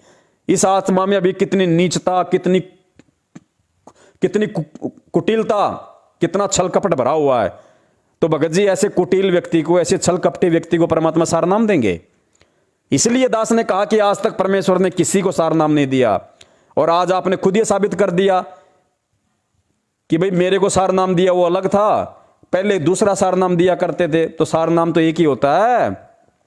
इसलिए दास ने कहा कि आज तक परमेश्वर ने किसी को असली सार नाम नहीं दिया। असली सार नाम के जब लायक होंगे तब देगा परमेश्वर असली सार नाम। तो काहे का आपको सार नाम मिला हुआ है? सार नाम मिला हुआ आदमी इतनी बातें करता है क्या? अरे जिसको परमेश्वर सार नाम दे देंगे ना, वो परमेश्वर के पैर के नाखून को छोड़ के भी दूर नहीं जाएगा, चाहे उसकी गर्दन कट जाए। ये वो ज्ञान है, वो भक्ति है। परमेश्वर के नाखून से भी दूर नहीं हो सकता वो, चाहे 1000 बार परमात्मा उसको ठोकर मार दे, अपने सतगुरु के चरणों से दूर नहीं होगा। कि कुत्ता हूं गुरुदेव का, पवन दास का नाम, और ऐसी कुछ वाणी है परमात्मा की। कोई भी भगत अपने नाम के साथ इसको जोड़ सकता है। तो भैया हम परमात्मा के चरणों के कुत्ते हैं। परमेश्वर ने ठोक के ज्ञान समझाया है, तत्व ज्ञान, मूल ज्ञान। हम परमेश्वर के चरणों से रति भर भी दूर नहीं हो सकते। चाहे गुरुदेव हम कुत्तों को लाख ठोकर मारे रोजाना, सुबह उठते ठोकर मारे, शाम को सोते समय ठोकर मारे कि चला जाए यहां से, दुष्ट निकल जाए यहां से, तो भी हम कुत्ते किसी दूसरे के घर का मुंह नहीं देखेंगे। मर जाएंगे दूसरे के घर का मुंह देखने से पहले, क्योंकि हम पतिव्रता कुत्ते हैं, पतिव्रता कुत्ते। डॉक्टर साहब गीदड़ नहीं है जो आप लोगों ने आज अपनी औकात दिखा दी। विश्वास तो आप लोगों को नहीं रहा परमात्मा पे। अरे 6 साल जेल में बैठने की लीला क्या कर दी, प्राण पखेड़ू उड़ गए आप लोगों के। अविश्वास प्रकट कर दिया, पता नहीं आएंगे कि नहीं आएंगे, आएंगे कि नहीं आएंगे। डॉक्टर साहब ये परखी मारी है परमात्मा ने, परखी। ये झाड़ा लिया, झाड़ा।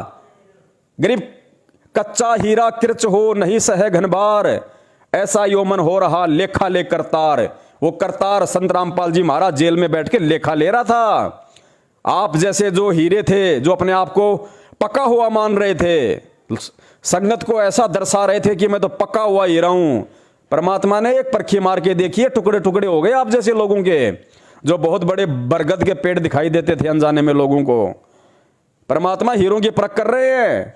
और जो कच्चे हैं वो किरच हो रहे हैं आपकी तरह, टूट टूट के जा रहे हैं। वो किसी काम के नहीं, वो नालायक है।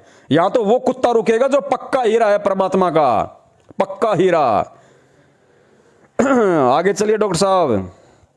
बस आपके 16 पॉइंट थे दूसरी ऑडियो में, और मुझे इंतजार रहेगा आपकी तीसरी ऑडियो का, ताकि भगत समाज को सच्चाई से रूबरू करवा सकूं। हालांकि डॉक्टर साहब मैं फिर कहता हूं कि मेरा आप जी से किसी प्रकार का कोई राग द्वेष नहीं है। मैं ये वीडियो बनाने के बाद परमपिता परमेश्वर सतगुरु रामपाल जी महाराज जी के चरणों की सौगंध खा के कह रहा हूं, अगर डॉक्टर रामेश्वर जांगेड़ नशा मुक्ति केंद्र जोधपुर वाले के प्रति अगर मेरे मन में 0% भी अगर राग द्वेष और ईर्ष्या हो, तो परमेश्वर मुझको जमीन में जिंदा गाड़ देना, मैं जीने का हकदार नहीं हूं। लेकिन मैं सच्चाई बताऊंगा, मेरा राग द्वेष महेंद्र जी के साथ भी नहीं है, जिसने इतनी बड़ी गद्दारी अपने गुरु के साथ और भगत समाज के साथ की है, जो भगोड़ा बन के घूम रहा है। मैं उसके लिए भी कहता हूं कि मेरे पवन दास के मन में रत्ती भर भी उसके प्रति राग द्वेष नहीं है। कल को यदि परमेश्वर बोल देंगे कि बेटा दोनों भाई आपस में गले मिलो, दास शर्ट के बटन फाड़ के गले मिल लेगा, क्योंकि सच है तो सच कहूंगा, लेकिन राग द्वेष वाली बात नहीं कहूंगा। मेरी आपसे ना कोई पर्सनल दुश्मनी है, ना आपसे मेरा कोई जमीन जायदाद का झगड़ा है, ना महेंद्र जी से मेरी कोई पर्सनल दुश्मनी है, ना कोई जमीन जायदाद का लफड़ा है। महेंद्र जी अपनी पर्सनल लाइफ में क्या करता है, वो बीड़ी पीता है, सिगरेट पीता है, शराब पीता है। आप क्या करते हो? आप अपनी पर्सनल लाइफ में बीड़ी पीते हो, सिगरेट पीते हो, शराब पीते हो, मुझे कोई मतलब नहीं। पियो, खूब पियो, एक ही बजाय 2-2 बोतल पियो, मुझे क्या मतलब है। लेकिन जिस दिन आप परमात्मा के बच्चों को शराब पीने की सलाह देने लग जाओगे, उस दिन एडी से चोटी तक सारी खाल उधेड़ दूंगा ज्ञान आधार से। उसमें फिर मुझे कोई डर नहीं, कोई भय नहीं डॉक्टर साहब। बाकी आपसे मेरा कोई राग द्वेष नहीं, कोई ईर्ष्या नहीं। सच को सच कहूंगा, यही मेरे गुरुदेव ने मुझे सिखाया, और मर्यादा में रह के करूंगा। आपको मैंने गधा कहा तो गधे की परिभाषा मेरे को आप ही ने बताई कि पवन, गै से गलत और धा से धारणा, जिस व्यक्ति की गलत धारणा होती है उसको गधा कहते हैं। तो इसलिए मैंने आपको गधा कहा, क्योंकि आप गधे की श्रेणी में आप ही के वचन अनुसार आते हैं।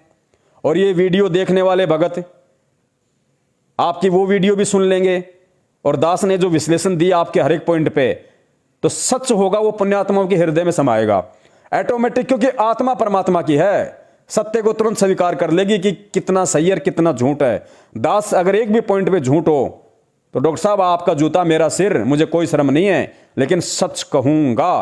सत साहिब बंदी छोड़, सतगुरु रामपाल जी महाराज की जय हो।